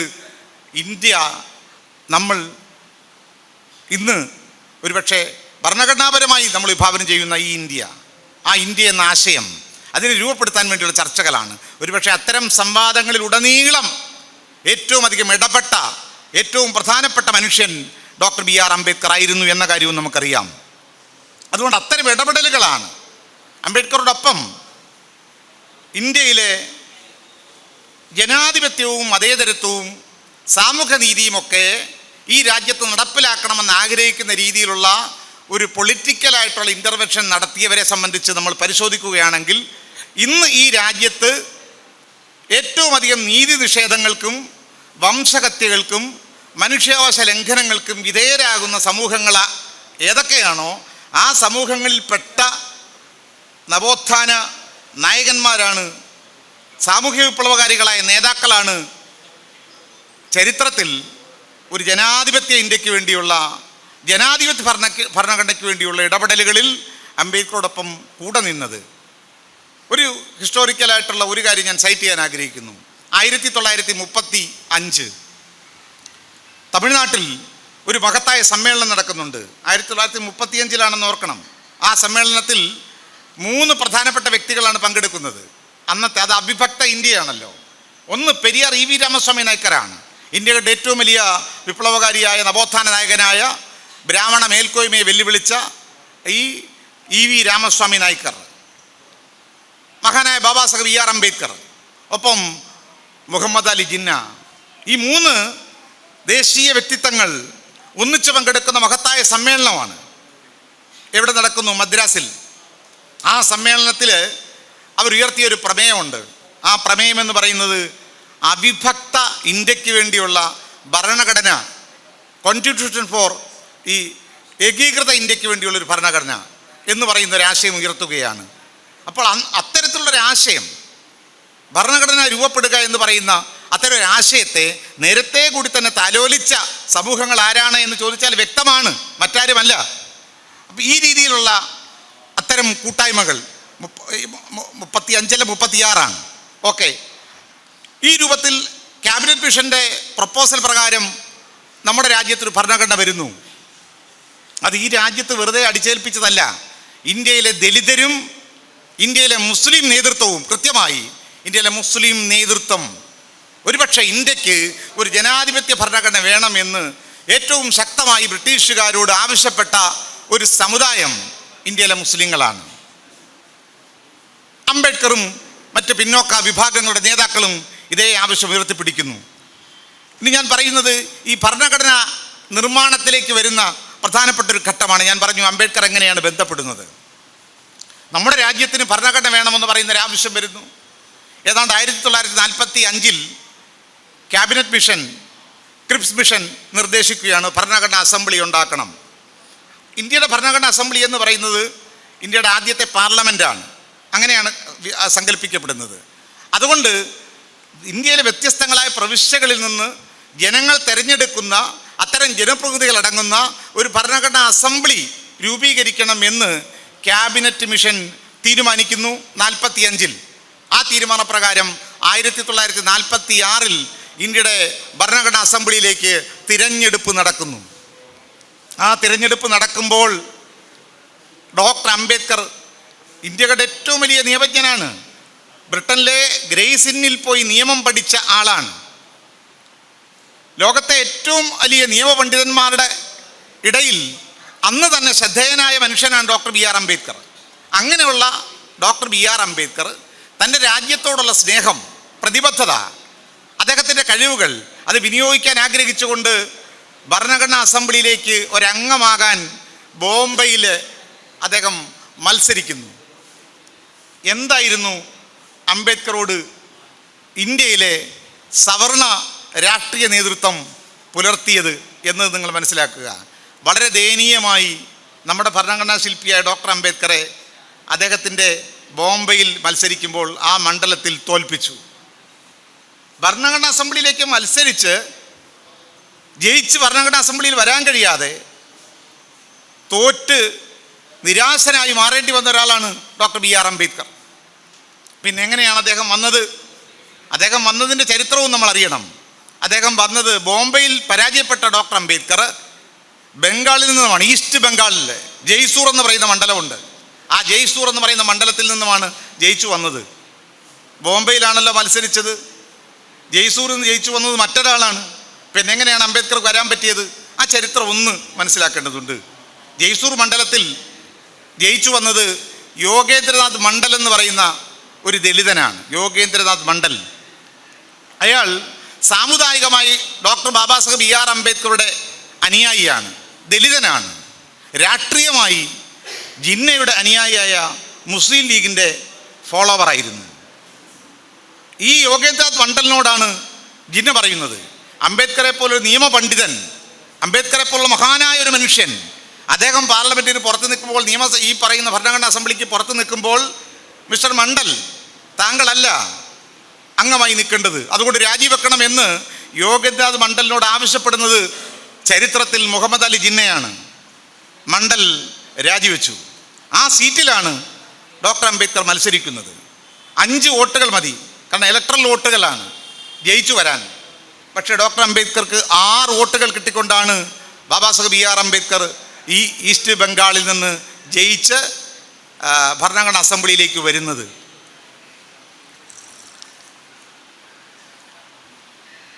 ഇന്ന് ഭരണഘടന എഴുതിച്ചത് അംബേദ്കറെ കൊണ്ട് ഞങ്ങളാണെന്ന് പറയുമ്പോഴും, അംബേദ്കറെ ഇന്ത്യൻ ഭരണഘടന എഴുതാൻ നമ്മൾ അനുവദിച്ചില്ലേ എന്നൊക്കെ പറയുന്ന അവകാശവാദങ്ങൾ ഉന്നയിക്കുമ്പോഴും, അവിഭക്ത ഇന്ത്യയിലെ ജിന്ന, വിഭജനാനന്തരം ജിന്നയെക്കുറിച്ചുള്ള നറേറ്റീവുകൾ എന്തുമാകട്ടെ, പക്ഷേ അന്ന് ഒന്നിച്ചു നിന്ന ഒരു കാലത്ത് അംബേദ്കർ ഭരണഘടന എഴുതണമെന്ന് ആഗ്രഹിച്ച ഒരു പൊളിറ്റീഷ്യനായിരുന്നു ജിന്ന എന്ന കാര്യത്തിന് ചില ചരിത്രപരമായ പ്രാധാന്യങ്ങളുണ്ട്. അത് നമുക്ക് വിസ്മരിക്കാൻ സാധിക്കുകയില്ല. അങ്ങനെയാണ് ഡോക്ടർ അംബേദ്കർ ഭരണഘടനാ അസംബ്ലിയിലേക്ക് വരുന്നത്. അങ്ങനെ ഏതാണ്ട് 300ഓളം 389ഓളം ആൾക്കാരുള്ള ഭരണഘടനാ അസംബ്ലിയിലാണ് മഹാനായ ബാബാ സാഹേബ് അംബേദ്കർ ഒരുവനായി വരുന്നത്. നമുക്കറിയാം, യോഗേന്ദ്രനാഥ് മണ്ഡലിൻ്റെ സ്ഥാനത്ത് നിന്ന് ജയിച്ച് ഭരണഘടനാ അസംബ്ലിയിലേക്ക് വന്ന അംബേദ്കർ. പക്ഷേ അപ്പോഴും അംബേദ്കർ ഇന്ത്യൻ ഭരണഘടന എഴുതണമെന്ന് ആരെങ്കിലും നമ്മുടെ രാജ്യത്തെ സവർണർ ആഗ്രഹിച്ചിട്ടുണ്ടായിരുന്നോ എന്ന ചോദ്യം പ്രസക്തമാണ്. ഇന്ത്യയിലെ ദേശീയ രാഷ്ട്രീയ നേതൃത്വങ്ങളായ ബ്രാഹ്മണ സവർണ മേധാവികളിൽപ്പെട്ട അന്നത്തെ വലിയ മുഖങ്ങളൊന്നും അംബേദ്കർ ഈ ഭരണഘടന എഴുതണമെന്ന് ആഗ്രഹിച്ചിട്ടുണ്ടാവുമോ എന്ന ചോദ്യം പ്രധാനമാണ്. അവർ ആരെയാണ് പോയി കണ്ടത്? ജവഹർലാൽ നെഹ്റുവിൻ്റെ സഹോദരി വിജയലക്ഷ്മി പണ്ഡിറ്റ് ഇംഗ്ലണ്ടിലേക്ക് പറക്കുകയാണ്. അവർ ബ്രിട്ടനിൽ ചെന്ന് കാണുന്നത് ഐവർ ജെന്നിസ് എന്ന് പറയുന്ന ലോകോത്തര നിയമപണ്ഡിതനെയാണ്. നമുക്കറിയാം, ലോകത്തെ പല ഭരണഘടനകൾ എഴുതി കൊടുത്തിട്ടുള്ള വലിയ പ്രശസ്തനായ വില്യംസ് ഐവർ ജെന്നിസ്. അദ്ദേഹത്തെ പോയി കാണുകയാണ്. അദ്ദേഹത്തോട് പറയുന്നത് എന്താണ്? ഇന്ത്യക്ക് സ്വാതന്ത്ര്യം കിട്ടുന്നു, അതുകൊണ്ട് ഏഷ്യയിലെ പല രാജ്യങ്ങൾക്കും ഭരണഘടന എഴുതി കൊടുത്തു. പാകിസ്ഥാൻ്റെ ഭരണഘടനാ നിർമ്മാണത്തിൽ അദ്ദേഹം പങ്കുവഹിച്ചിട്ടുണ്ട്. അങ്ങനെ പല രാഷ്ട്രങ്ങളുടെയും. അങ്ങനെയുള്ള വില്യംസ് ഐവർ ജെന്നിങ്സിനെ പോയി കണ്ടിട്ട് അദ്ദേഹത്തോട് അഭ്യർത്ഥിക്കുകയാണ്, ഇന്ത്യക്കൊരു ഭരണഘടന എഴുതി തരണം. വിജയലക്ഷ്മി പണ്ഡിറ്റിനോടും കൂടെപ്പോയ സംഘത്തോടും ഐവർ ജെന്നിസ് പറഞ്ഞ മറുപടി എന്താണ്? ഇന്ത്യയിൽ മഹാനായ ഒരു പണ്ഡിതൻ ജീവിച്ചിരിക്കുന്നു, ഒരു നിയമജ്ഞൻ ജീവിച്ചിരിക്കുന്നു. അദ്ദേഹമുള്ളപ്പോൾ ഈ ഇന്ത്യക്ക് വേണ്ടി ഒരു ഭരണഘടന എഴുതാൻ നിങ്ങൾ എൻ്റെ അടുത്തല്ല വരേണ്ടത്, നിങ്ങൾ അദ്ദേഹത്തെ പോയി കാണൂ. ആരാണ് എന്ന് ചോദിക്കുമ്പോൾ ഐവർ ജെന്നിസ് എന്ന് പറയുന്ന ഈ ലോക നിയമ പണ്ഡിതൻ പറയുന്ന മറുപടി ബഹുമാന പുരസ്സരം ഡോക്ടർ അംബേദ്കർ എന്നാണ്. അങ്ങനെയാണ് തിരിച്ചു വരുന്നത്. എന്നിട്ടും അംബേദ്കറെ എത്രത്തോളം പരിഗണിക്കണമെന്ന പ്രശ്നമുണ്ട്. ചരിത്രത്തിൻ്റെ വിശദാംശങ്ങളിലേക്ക് ഞാൻ പോകുന്നില്ല. ഭരണഘടനാ നിർമ്മാണ സഭ 1949 ഏതാണ്ട് നവംബർ മാസം 9-ാം തീയതി ഭരണഘടനാ നിർമ്മാണ സഭയുടെ പ്രഥമ യോഗം ആരംഭിക്കുന്നു. ആ പ്രഥമ യോഗത്തിൽ ഒബ്ജക്റ്റീവ് റെസൊല്യൂഷൻ, ഭരണഘടന പ്രിയാമ്പിൾ, ഇവിടെ വായിച്ച പ്രിയാമ്പിൾ, ആ പ്രിയാമ്പിൾ നെഹ്റു പ്രധാനമന്ത്രി എന്ന നിലയിൽ, ഇടക്കാല ഗവൺമെൻറ്റിൻ്റെ പ്രധാനമന്ത്രി എന്ന നിലയിൽ അവതരിപ്പിക്കുന്നു. അതിന്മേൽ ചൂടേറിയ ചർച്ചകൾ നടക്കുന്നു. ആ ചർച്ചകളിൽ MR ജയകർ എന്ന് പറയുന്ന വലിയ നിയമജ്ഞനാണ്, ബോംബെയിൽ നിന്നും ഭരണഘടനാ അസംബ്ലിയിലുണ്ടായിരുന്ന നിയമജ്ഞനാണ്, പണ്ഡിതനാണ്. ആ MR ജയകർ ചില ചോദ്യങ്ങൾ ഉന്നയിക്കുന്നു. ഭരണഘടനാപരമായ ചോദ്യങ്ങളാണ്. ആ ചോദ്യങ്ങൾക്ക് ഭരണഘടനാ അസംബ്ലിയിൽ രാജേന്ദ്ര പ്രസാദ് ഉൾപ്പെടെയുള്ള ആർക്കും മറുപടി പറയാൻ കഴിയാതെ സ്തംഭിച്ച് നിൽക്കുന്ന ഒരവസ്ഥ ഉണ്ടാകുന്നു. 13-ാം തീയതി 13, 14, 15, 16, 17 നീണ്ട 5 ദിവസങ്ങൾ കഴിയുമ്പോൾ ഭരണഘടനാ അസംബ്ലിയിൽ ഉന്നയിക്കപ്പെട്ട ആദ്യത്തെ ചോദ്യങ്ങൾക്ക്, പ്രിയാമ്പിളിനെ കുറിച്ചുള്ള ചോദ്യങ്ങൾക്ക് ഉത്തരം പറയാതെ ഇന്ത്യയുടെ പ്രഥമ ഭരണഘടനാ അസംബ്ലി അലങ്കോലപ്പെടുന്നൊരു സന്ദർഭം ചരിത്രമാണിത്. ആ സന്ദർഭത്തിലാണ് രാജേന്ദ്ര പ്രസാദ് ഡോക്ടർ BR അംബേദ്കർ ക്ഷണിക്കുകയാണ്. മിസ്റ്റർ അംബേദ്കർ, താങ്കൾക്ക് ഇതിനോട് പ്രതികരിക്കാം, ഈ ചോദ്യങ്ങൾക്ക് മറുപടി പറയാം. അംബേദ്കർ എഴുന്നേൽക്കുന്നു. അദ്ദേഹം ഡയസിലേക്ക് വരുന്നു. അവിടെ ഉന്നയിക്കപ്പെട്ട ചോദ്യങ്ങൾക്ക്, സമസ്യകൾക്ക് വളരെ പണ്ഡിതോചിതമായി ലോകോത്തര ഭരണഘടനകളൊക്കെ കോട്ട് ചെയ്തുകൊണ്ട് സമർത്ഥമായി അദ്ദേഹം ഉത്തരം പറയുന്നു. ആ പ്രസംഗത്തിലാണ് അംബേദ്കർ പറയുന്നത്, I stand for A strong United India. അതിശക്തമായ, കെട്ടുറപ്പുള്ള ഒരു ഏകീകൃത ഇന്ത്യക്ക് വേണ്ടി ഞാൻ നിലകൊള്ളുന്നു. എൻ്റെ അവസാനത്തെ തുള്ളിച്ചോര ചിന്തിയും ഇന്ത്യയുടെ ഐക്യത്തിന് വേണ്ടിയും അഖണ്ഡതയ്ക്ക് വേണ്ടിയും ഞാൻ നിലകൊള്ളും. ഞാനും നിങ്ങളും പരസ്പരം പോരടിക്കുന്ന വ്യത്യസ്ത ക്യാമ്പുകളിൽപ്പെട്ടവരാണ്. പക്ഷേ ഇന്ത്യ നമ്മുടെ രാഷ്ട്രമാണ്, നമ്മൾ ഈ രാഷ്ട്രത്തിൻ്റെ ഭാഗമാണ്. അതുകൊണ്ട് ആ ഏകീകൃത ഇന്ത്യക്ക് വേണ്ടിയാണ് ഞാൻ നിലകൊള്ളുന്നത്, എൻ്റെ രാഷ്ട്രത്തിന് വേണ്ടിയാണ് എന്ന് പറയുന്നു. അങ്ങേയറ്റം രാജ്യസ്നേഹ പ്രചോദിതമായ അംബേദ്കറുടെ വാക്കുകൾ കേൾക്കുമ്പോൾ അങ്ങനെ പ്രതീക്ഷിക്കാതിരുന്ന ഒരു ഓഡിയൻസാണ്. ആ പ്രസംഗം കഴിയുമ്പോഴാണ് ഭരണഘടനാ അസംബ്ലിയിലെ അംഗങ്ങൾ ഒന്നടങ്കം വന്ന് അംബേദ്കറെ വാരി പുണരുന്നു. പിന്നീടുണ്ടാവുന്ന തീരുമാനം, ആ ഭരണഘടന ഡ്രാഫ്റ്റിംഗ് കമ്മിറ്റി എടുക്കുന്നു. 7 പേരുടെ ഡ്രാഫ്റ്റിംഗ് കമ്മിറ്റി.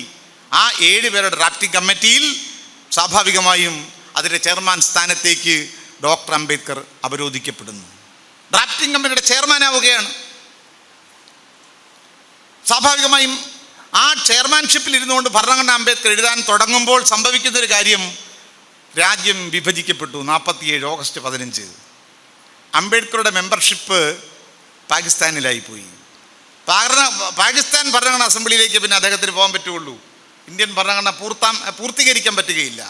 അംബേദ്കർ എഴുതി തുടങ്ങിയ, നേതൃത്വം വഹിച്ച് തുടങ്ങിയ ഒരു ദൗത്യം അദ്ദേഹം വിഭജനാനന്തരം അദ്ദേഹത്തിൻ്റെ മണ്ഡലം ബംഗാളിലായി പോയപ്പോൾ, പാകിസ്ഥാനിലായി പോയപ്പോൾ പിന്നീട് തുടരാൻ കഴിയാത്തൊരു സാഹചര്യത്തിലാണ് എന്ത് ചെയ്യണമെന്ന ഉത്തരം നമ്മുടെ ദേശീയ നേതാക്കളെ വേട്ടയാടുന്നത്.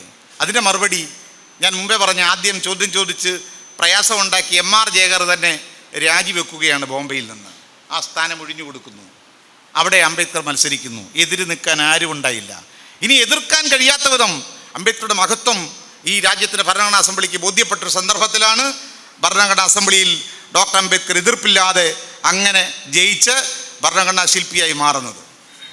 പ്രിയമുള്ളവരെ, നമുക്കറിയാം 1927 ഡിസംബർ മാസം 25-ാം തീയതിയാണ് ഡോക്ടർ അംബേദ്കറുടെ നേതൃത്വത്തിൽ ബോംബെയിൽ ലക്ഷക്കണക്കിന് അണികളെ സാക്ഷി നിർത്തിക്കൊണ്ട് മനുസ്മൃതി എന്ന് പറയുന്ന ഇന്ത്യയിലെ സവർണ സനാതന ഹിന്ദുക്കളുടെ പുണ്യഗ്രന്ഥം എന്ന് പറയുന്ന പൗരാണിക ഇന്ത്യയുടെ ഭരണഘടന, ഈ രാജ്യത്തെ ശൂദ്രന്, ജാതിയിൽ താണവർക്ക് വിദ്യാഭ്യാസം ചെയ്യാനുള്ള അവകാശം പാടില്ല, അവന് വഴി നടക്കാൻ പറ്റുകയില്ല, അവന് നഗ്നത മറയ്ക്കാൻ പാടില്ല, അവന് വസ്ത്രം ധരിക്കാൻ പറ്റുകയില്ല, അങ്ങനെയുള്ള എല്ലാ അവകാശങ്ങളും ഈ രാജ്യത്തെ മഹാഭൂരിപക്ഷം വരുന്ന അധ്വാനിക്കുന്ന അടിസ്ഥാന ജനതയ്ക്ക് നിയമം മൂലം നിരോധിച്ച മനുസ്മൃതി എന്ന് പറയുന്ന, ഇന്ത്യയെ ഇരുട്ടിലേക്ക് നയിച്ച ആ മനുസ്മൃതി പരസ്യമായി ചുട്ടുകരിച്ച ഡോക്ടർ അംബേദ്കർ തന്നെയാണ് അവിഭക്ത ഇന്ത്യയുടെ ഭരണഘടന എഴുതുന്ന ആ ഭരണഘടനാ ശില്പിയായി മാറുന്നത്. ഒരു കാവ്യനീതിയാണ്, ചരിത്രത്തിലൊരു നീതിയാണ്. ബ്രാഹ്മണിസത്തിൻ്റെ ഈ ബ്രാഹ്മണ സർവാധിപത്യത്തിൻ്റെ മതനിയമങ്ങൾക്ക് തീ കൊടുത്ത മനുഷ്യൻ സ്വതന്ത്ര ഇന്ത്യയുടെ ഭരണഘടനാ ശില്പിയായി മാറിയോ? അന്ന് ഭരണഘടനാ അസംബ്ലിയിൽ ഒരു അംഗം പിന്നീട് പറയുന്നുണ്ട്, ഇന്ത്യ ഇരുട്ടിലാഴ്ത്തിയ, ഈ രാജ്യത്തെ ജനകോടികളെ നരകത്തിലേക്ക് തള്ളിവിട്ട മനുവിൻ്റെ നിയമത്തിനെ ഇല്ലാതാക്കിക്കൊണ്ട് ഇനി വരാൻ പോകുന്നത് ഇന്ത്യയെ സ്വർഗത്തിലേക്ക് നയിക്കുന്ന മഹറിൻ്റെ നിയമമാണ്.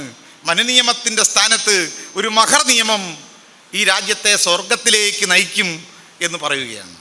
തീർച്ചയായും ആ മാറ്റമാണ് ഒരുപക്ഷെ ലോകം ബഹുമാനിക്കുന്ന ഈ ആധുനിക ജനാധിപത്യ മതേതര ഭരണഘടന സത്യത്തിൽ നമ്മുടേതായി മാറ്റുന്നത്. പ്രിയമുള്ളവരെ, അങ്ങനെ ഡോക്ടർ BR അംബേദ്കറുടെ പങ്ക് ഇപ്പോൾ ചിലർക്ക് ഈ അടുത്ത ദിവസങ്ങളിൽ, ഏതാനും ആഴ്ചകൾക്ക് മുമ്പാണ്, മലയാളത്തിലെ പ്രശസ്തമായ ഒരു വാരിക ഭരണഘടനയാണ് ചർച്ച. ഭരണഘടനയെക്കുറിച്ചുള്ള ഒരുപാട് ലേഖനങ്ങൾ വന്നുകൊണ്ടിരിക്കുന്നു. ഭരണഘടനയെക്കുറിച്ചുള്ള ഒരുപാട് ആഖ്യാനങ്ങൾ, പഠനങ്ങൾ ഇവിടെ വന്നുകൊണ്ടിരിക്കുന്നു. പലപ്പോഴും ഈ ആഖ്യാനങ്ങളിലൊന്നും അംബേദ്കർ വരുന്നത് ഈ മിന്നി വെളിച്ചം പോലെയാണ്, മിന്നാമിനുങ്ങ് പോലെയാണ് അംബേദ്കർ വരുന്നത്. ബാക്കിയൊക്കെ പറയുന്നു, മതേതരത്വം, ജനാധിപത്യം, പൗരാവകാശം, ഇങ്ങനെ തുടങ്ങിയ ഘടകങ്ങൾ, അതിലൊക്കെ പങ്കുവഹിച്ച ഒരുപാട് കാര്യങ്ങൾ, അമേരിക്ക അല്ലെ ബ്രിട്ടൻ്റെ ഭരണഘടന, ഇനി അയർലൻഡിൻ്റെ ഭരണഘടന, അതിൽ നിന്നൊക്കെയാണ് നമ്മൾ പലതും സംശീകരിച്ചത് എന്നൊക്കെ പറയുന്നു. പക്ഷേ അംബേദ്കറെക്കുറിച്ച് പറയാൻ മാത്രം ഈ ഭരണഘടനയെക്കുറിച്ച് ലേഖനം എഴുതുന്ന നമ്മുടെ പണ്ഡിതന്മാർക്ക് പലപ്പോഴും അല്പം പ്രയാസമുണ്ട്. ഈ ലേഖനത്തിലും മാതൃഭൂമിയുടെ ലേഖനത്തിലും അത് ഞാൻ കാണുന്നുണ്ട് സംഭവം. എന്താണെങ്കിലും ഒരു കാര്യം അതിൽ കൂടുതൽ ഞാൻ പറയുന്നില്ല. ഇന്ത്യൻ ഭരണഘടനാ അസംബ്ലിയിലെ ചരിത്രം, ഭരണഘടനാ അസംബ്ലി ഡിബേറ്റ്സ് ഉണ്ട്, കോൺസ്റ്റിറ്റ്യൂവൻ്റ് അസംബ്ലി ഡിബേറ്റ്സ്. ആ ഡിബേറ്റ്സ് മൊത്തം എടുത്ത് പരിശോധിക്കുമ്പോൾ ആരാണ് ആ ഭരണഘടനയ്ക്ക് നേതൃത്വം കൊടുത്തത് എന്ന് മാത്രമല്ല, ഈ ഭരണഘടനയുടെ വാക്കും വരികളും അർത്ഥവും വ്യാഖ്യാനങ്ങളും വിശദീകരണങ്ങളും നൽകിയത് ആരാണ് എന്ന് ഭരണഘടനാ അസംബ്ലി സംവാദങ്ങളുടെ വാല്യമുണ്ട്. അത് മേടിച്ച് ഇന്ത്യ ഗവൺമെൻറ് പ്രസിദ്ധീകരണമാണ് വാല്യങ്ങൾ. ഒന്ന് പരിധി നോക്കിയാൽ, വായിച്ചു നോക്കിയാൽ നമുക്ക് മനസ്സിലാകും ആരാണ് ഉത്തരം പറയുന്നത് എന്ന്. ഒരു കാര്യം വ്യക്തമാണ്, ആ ഭരണഘടനാ അസംബ്ലിയിൽ ടി കൃഷ്ണമാചാരി എന്ന് പറയുന്നത് ഭരണഘടനാ അസംബ്ലിയിൽ ഏറ്റവും പ്രധാനപ്പെട്ട ആളായിരുന്നു, തമിഴ്നാട്ടിൽ നിന്ന് ടി കൃഷ്ണമാചാരി. ആ ടി കൃഷ്ണമാചാരി 1949 നവംബർ മാസം 26 ഭരണഘടന ഇന്ത്യക്ക് സമർപ്പിക്കുന്ന ആ ദിവസം അദ്ദേഹം ചെയ്യുന്ന ഒരു പ്രസംഗമുണ്ട്, ടി കൃഷ്ണമാചാരിയുടെ പ്രസംഗം. എന്താണ് ആ പ്രസംഗം? അദ്ദേഹം പറയുന്നു, ഈ ഭരണഘടന ഡ്രാഫ്റ്റിംഗ് കമ്മിറ്റിയിൽ 7 പേരുണ്ടായിരുന്നു. ഒരാൾ മരിച്ചുപോയി, വേറെ 2 പേർ വിദേശത്തായിരുന്നു, മറ്റു 2 പേർ ഡൽഹിയിൽ നിന്നും അകലെയായിരുന്നു, മറ്റൊരാൾക്ക് തിരക്കുണ്ടായിരുന്നു. അംബേദ്കർ ഒഴികെ ആർക്കും ഈ ഭരണഘടനാ നിർമ്മാണത്തിൽ കാര്യമായി ഒന്നും ചെയ്യാൻ പറ്റിയില്ല. ഡ്രാഫ്റ്റിംഗ് കമ്മിറ്റിയിലെ 7 പേരുടെ കാര്യം പറയുന്നേ. ആരാ പറയുന്നത്? ടി കൃഷ്ണമാചാരി, ഭരണഘടനാ അസംബ്ലിയിൽ ഏറ്റവും പ്രധാനപ്പെട്ട ആൾ. അതുകൊണ്ട് ഈ ഭരണഘടന എഴുതി പൂർത്തിയാക്കുന്ന ജോലി മൊത്തം അംബേദ്കറുടെ ചുമലിൽ വരികയും അദ്ദേഹം അത് അങ്ങേയറ്റം സ്തുത്യർഹമായി നിർവഹിക്കുകയും ചെയ്തതുകൊണ്ട് ഈ അസംബ്ലി ഈ മനുഷ്യരോട് കടപ്പെട്ടിരിക്കുന്നു എന്ന് ടി കൃഷ്ണമാചാരി സാക്ഷ്യപ്പെടുത്തുമ്പോൾ അംബേദ്കറെ തമസ്കരിച്ചുകൊണ്ട് ലേഖനം എഴുതുന്ന നമ്മുടെ ഭരണഘടനാ പണ്ഡിതന്മാർക്ക് എന്താണ് ഇത് അംഗീകരിക്കാൻ ബുദ്ധിമുട്ട്? ഡോക്ടർ രാജേന്ദ്ര പ്രസാദ് അവസാനം പറയേണ്ടി വന്നു. അന്ന് ആ ദിവസം തന്നെ രാജേന്ദ്ര പ്രസാദ് പറയുന്നുണ്ട്, ഈ അസംബ്ലി, ഭരണഘടനാ അസംബ്ലി അഥവാ നമ്മുടെ പാർലമെൻറ്റ് ചരിത്രത്തിൽ ഇന്നോളം എടുത്തിട്ടുള്ളതോ ഇനി അതിൻ്റെ ഭാവിയിൽ എക്കാലവും എടുക്കാൻ പോകുന്നതുമായ ഏത് തീരുമാനത്തെക്കാളും വലിയ തീരുമാനം ഈ ഭരണഘടന ഡോക്ടർ അംബേദ്കർ എഴുതട്ടെ എന്ന് നമ്മൾ തീരുമാനിച്ച തീരുമാനമായിരിക്കും എന്ന് രാജേന്ദ്ര പ്രസാദ് പറയുന്നുണ്ട്. ഇനി ഒരു കാര്യം കൂടെ ഞാൻ, കഴിഞ്ഞ ദിവസം ഈ ഭരണഘടനയുടെ അസംബ്ലിയിൽ നടന്ന കാര്യങ്ങളെക്കുറിച്ച് ഗവേഷണം നടത്തിയ ഒരു വലിയ ഗവേഷകനായ ലോക്സഭാ സെക്രട്ടറി, അദ്ദേഹത്തിൻ്റെ ഒരു പുസ്തകം വായിച്ചു. അദ്ദേഹം സ്വാഭാവികമായി ഇതിനെ സംബന്ധിച്ച് സുദർശൻ കുമാർ ശർമ്മ എന്നാണ് അദ്ദേഹത്തിൻ്റെ പേര്.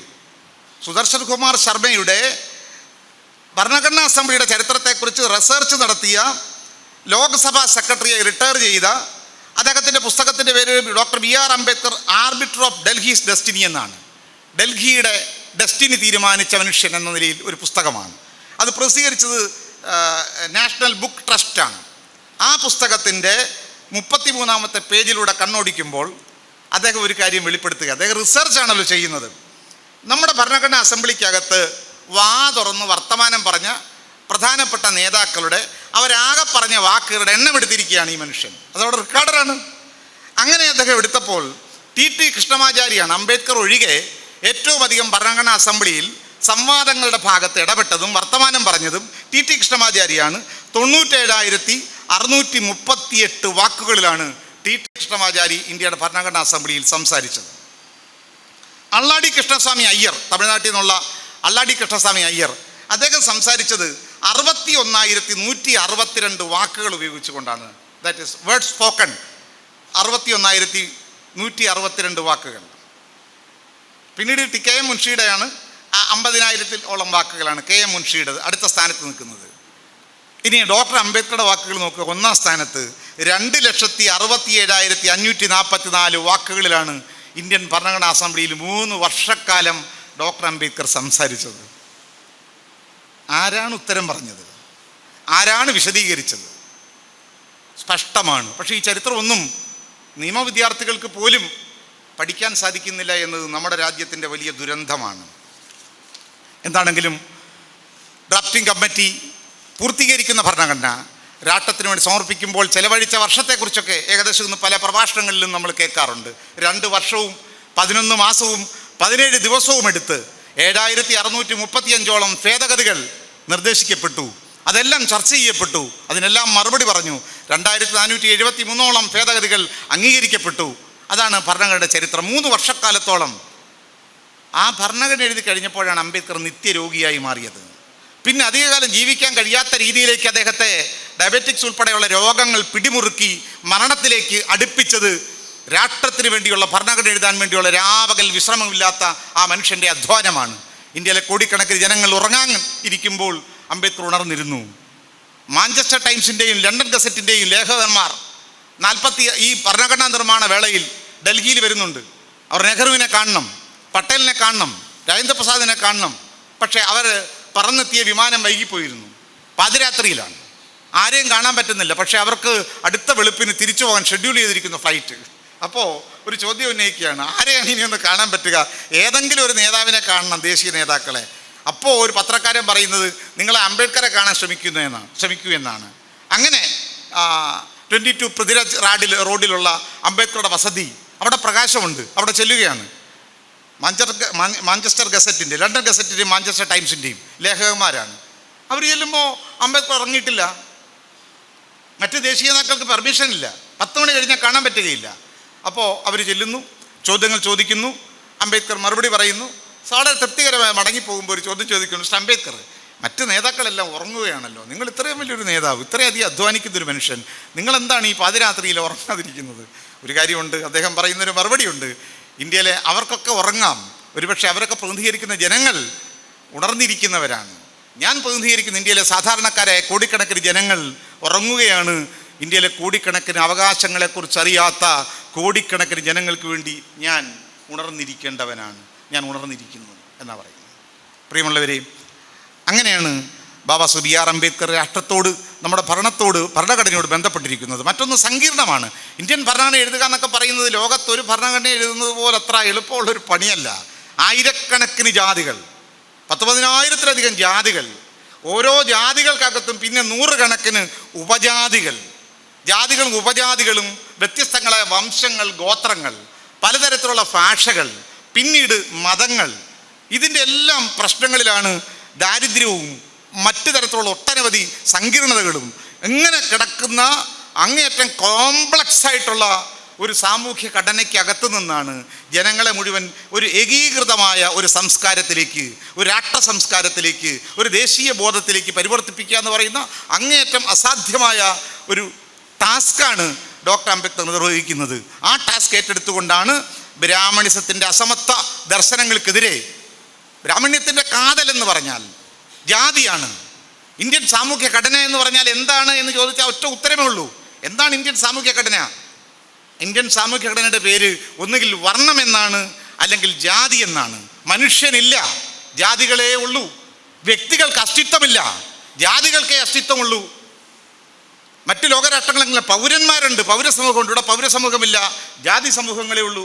മനുഷ്യർ ജീവിക്കുന്നത് ജാതിയിലാണ്, മരിക്കുന്നത് ജാതിയിലാണ്, മരണാനന്തരം പരിഗണിക്കപ്പെടുന്നത് ജാതിയിലാണ്. അത് തർക്കമുണ്ടോ? മരണാനന്തരം പരിഗണിക്കപ്പെടുന്നതും ജാതിയിൽ തന്നെയാണ്. കാരണം അംബേദ്കർക്ക് ഭാരതരത്നം കൊടുത്തത് എപ്പോഴാണ്?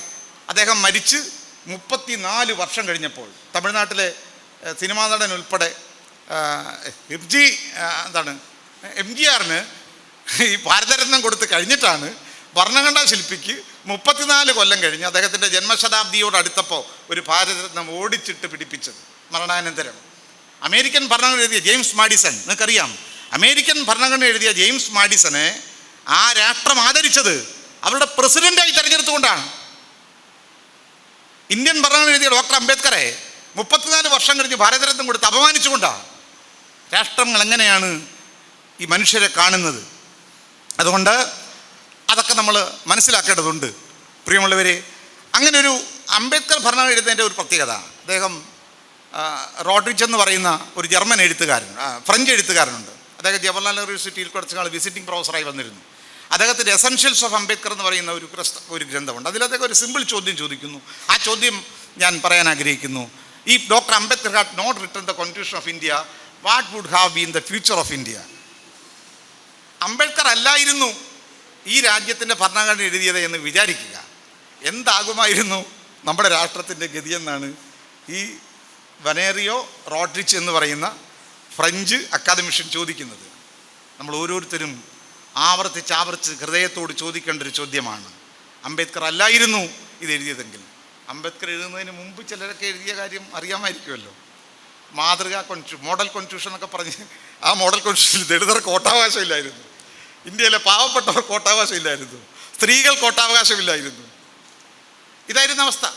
അപ്പോൾ ഇങ്ങനെയാണ് ഇത്തരത്തിലുള്ളൊരു കോംപ്ലക്സായ സിറ്റുവേഷനിൽ നിന്നാണ് അംബേദ്കർ ഭരണഘടന എഴുതുന്നത്. ഇനിയും ഭരണഘടനയുടെ പ്രശ്നം, ഇന്ത്യൻ ഭരണഘടനയെക്കുറിച്ച് പറയുന്നത് അതൊരു ലിവിങ് ഡോക്യുമെൻ്റാണ്. വളരെ ചലനാത്മകമായി ഇന്ത്യയുടെ മനസ്സുകളെ ഇപ്പോഴും ചലിപ്പിച്ചുകൊണ്ടിരിക്കുന്ന, ഇപ്പോഴും നമുക്ക് പ്രതീക്ഷ നൽകുന്ന, ഈ രാജ്യത്തെ എപ്പോഴും രൂപപ്പെടുത്തിക്കൊണ്ടിരിക്കുന്ന ഒരു ജീവനുള്ള ടെക്സ്റ്റാണ് ഇന്ത്യൻ ഭരണഘടന. അതിന് വലിയ ടെക്സ്റ്റ് ജീവനുണ്ട്. അതുകൊണ്ടാണ് ഇപ്പോൾ പലരും പറയുന്നത് ഒരുപക്ഷെ ജാതിക്കും മതത്തിനും ഒക്കെ അതീതമായി, വിശ്വാസത്തിന് അതീതമായി എല്ലാ ഇന്ത്യക്കാരനും ഒരുപോലെ നിന്ന് ഒന്നിച്ച് വായിക്കാൻ കഴിയുന്ന ഒരൊറ്റ പുസ്തകമേ ഉള്ളൂ നമ്മുടെ രാജ്യത്ത്. അതിൻ്റെ പേര് ഇന്ത്യൻ ഭരണഘടന എന്നാണ്. ആ ഭരണഘടന എഴുതിയതാകട്ടെ ഒരു നിയമപണ്ഡിതനല്ല. ഒരു നിയമപണ്ഡിതന് മാത്രം രൂപം കൊടുക്കാൻ പറ്റുന്ന ഒരു ഭരണഘടനയ്ക്ക് സാങ്കേതികത്വങ്ങളെ ഉണ്ടാവുകയുള്ളൂ. ഭരണപരമായ അഡ്മിനിസ്ട്രേഷൻ എങ്ങനെ ഭരിക്കണം, എങ്ങനെ ഗവർണൻസ് അഥവാ ഭരണ നിർവഹണം എങ്ങനെ നടത്തണം, അതിൻ്റെ ഞാൻ മുമ്പേ പറഞ്ഞ കാര്യങ്ങളേ ഉണ്ടാവുള്ളൂ. പക്ഷേ ഇന്ത്യൻ ഭരണഘടന എങ്ങനെ, അത് ഉടനീളം ഞാൻ ചില മൂല്യങ്ങളുണ്ട്, അതിനൊരു സംസ്കാരമുണ്ട്, അതിനൊരു ഫിലോസഫിയുണ്ട്, അതിനൊരു മാനവീയതയുണ്ട്. മനുഷ്യരെ ചേർത്ത് പിടിക്കുന്ന സൗഹാർദ്ദത്തിൻ്റെ, സാഹോദര്യത്തിൻ്റെ, ബന്ധുത്വത്തിൻ്റെ അടങ്ങാത്ത ആഴങ്ങളിലുള്ള ഭാഷ അതിനുണ്ട്, യുക്തി അതിനുണ്ട്. എന്താ കാര്യം? ആ ഭരണഘടന എഴുതിയത് കേവലം നിയമത്തിൽ മാത്രം പാണ്ഡിത്യമുള്ളൊരു മനുഷ്യനല്ല. സാമ്പത്തിക ശാസ്ത്രത്തിൽ അമർത്യാസൻ എൻ്റെ ഗുരുവ് എന്ന് വിളിച്ച, വെൽഫെയർ എക്കണോമിക്സിൽ എൻ്റെ അധ്യാപകനാണ് അംബേദ്കർ എന്ന് അമർത്യാസൻ എന്ന നോബൽ പ്രൈസ് കിട്ടിയ മനുഷ്യൻ അടയാളപ്പെടുത്തിയ ലോകം കണ്ട ഏറ്റവും വലിയ എക്കണോമിക്സ്റ്റാണ് ഭരണഘടന എഴുതിയത്. സാമൂഹ്യശാസ്ത്രത്തിൽ ലോകത്ത് ഏറ്റവും പ്രശസ്തരായ സാമൂഹ്യ ശാസ്ത്രജ്ഞന്മാരോടൊപ്പം കഴിയുകയും അങ്ങനെ അമേരിക്കയിലെ കൊളംബിയ യൂണിവേഴ്സിറ്റിയിലും, അതേപോലെ ജർമ്മനിയിലെ ഹൈഡൻബർഗിലും, ജർമ്മനിയിലെ ബോൺ സർവകലാശാലയിലും, ഗ്രേസിനിലും മാത്രമല്ല ലണ്ടൻ സ്കൂൾ ഓഫ് എക്കണോമിക്സിലും പോയി പഠിച്ച ലോകം കണ്ട ഏറ്റവും വലിയ സോഷ്യൽ സയൻറ്റിസ്റ്റാണ് നമ്മുടെ ഭരണഘടന എഴുതിയത്. പൊളിറ്റിക്കൽ സയൻസിൽ അഥവാ രാഷ്ട്രമീമാംസയിൽ അങ്ങേയറ്റം വലിയ ഒരു ഡോക്ടറേറ്റ് അതിലാണ്, രാഷ്ട്രമീമാംസയാണ്. ലോകം കണ്ട ഏറ്റവും വലിയ പൊളിറ്റിക്കൽ ഫിലോസഫറായ രാഷ്ട്രമീമാംസകനാണ് നമ്മുടെ ഗ്രന്ഥം എഴുതിയത്.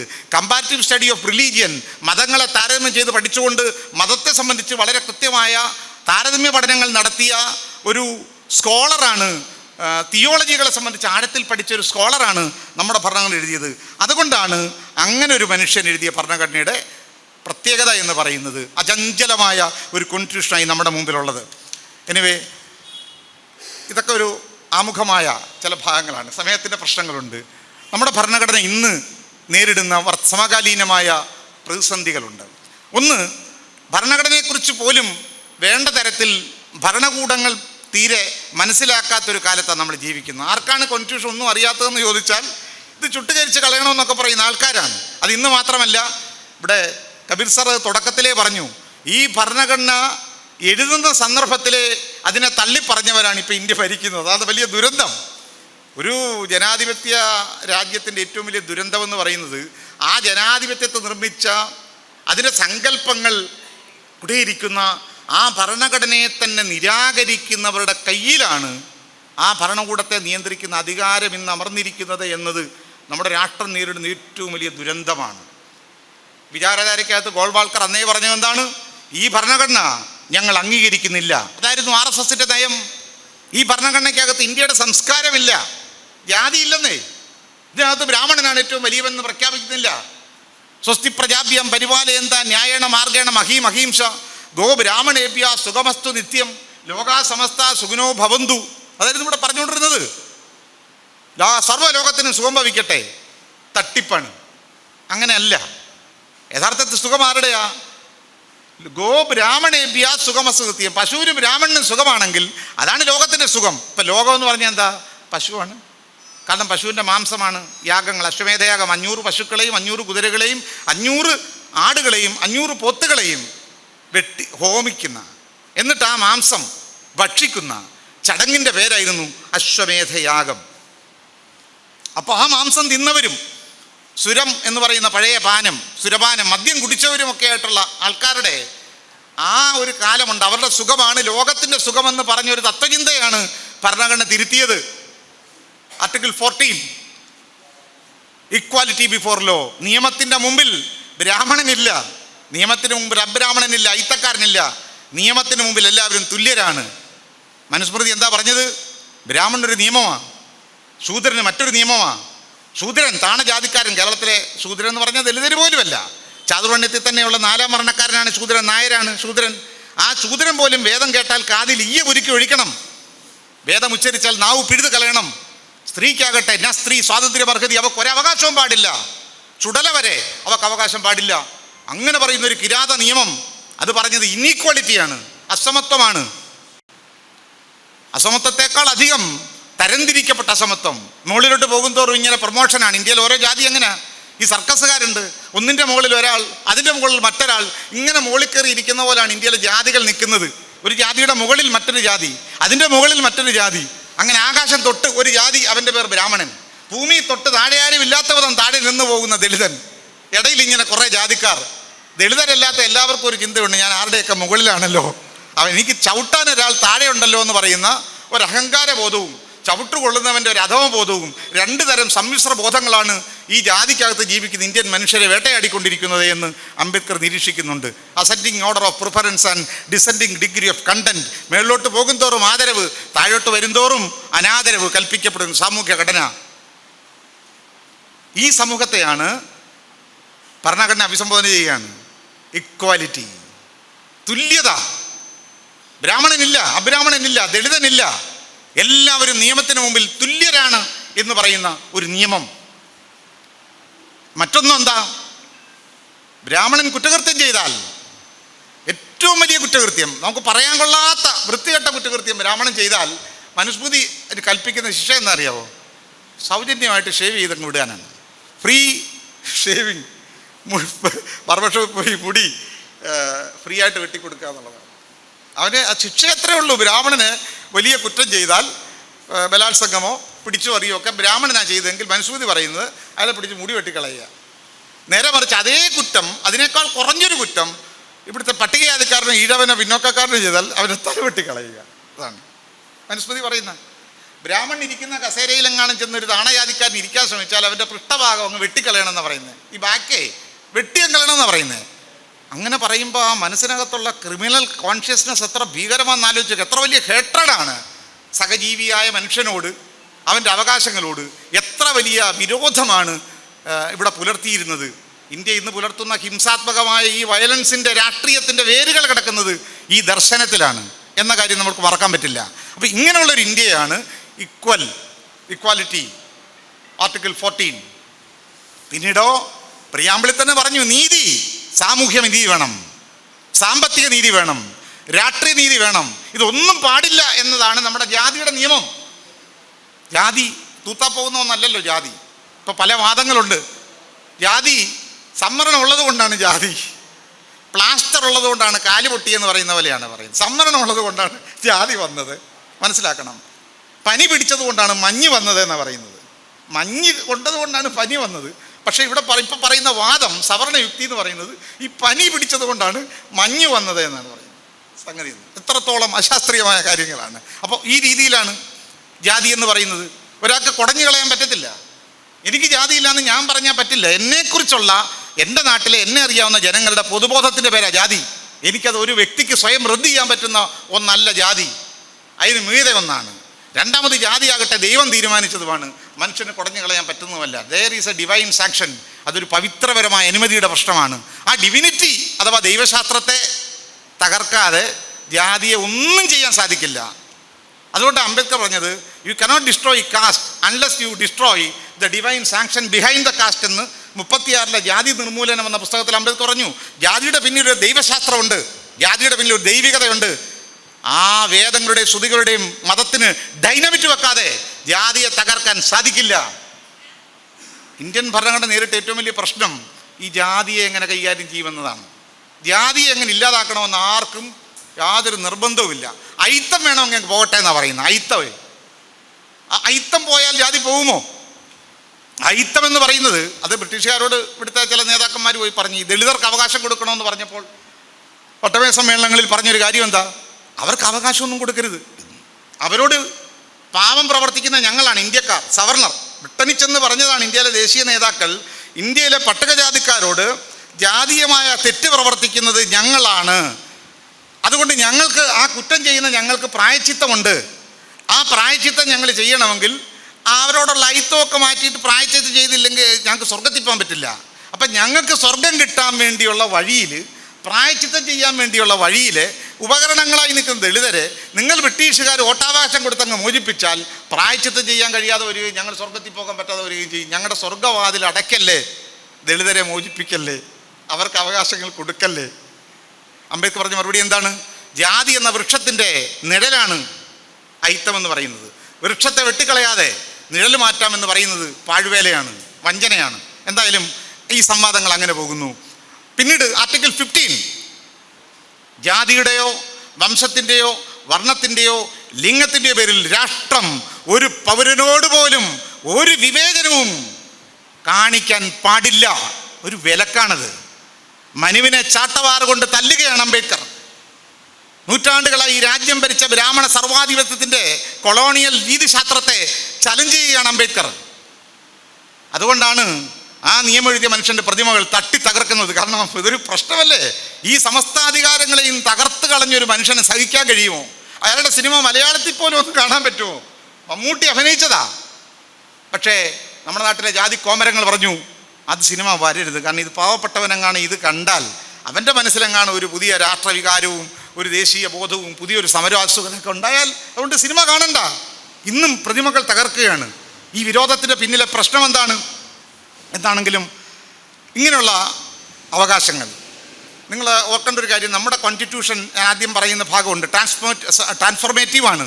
എത്രത്തോളം എന്ന് പറഞ്ഞാൽ ഒരു കാര്യം, അമേരിക്കയുടെ ബിൽ ഓഫ് റൈറ്റ്സ് വരുമ്പോൾ സ്ത്രീകൾക്ക് പരിഗണന ഉണ്ടായിരുന്നില്ല. സ്ത്രീകളുടെ റൈറ്റ്സ് പ്രൊട്ടക്റ്റഡ് ആയിരുന്നില്ല അമേരിക്കയിൽ.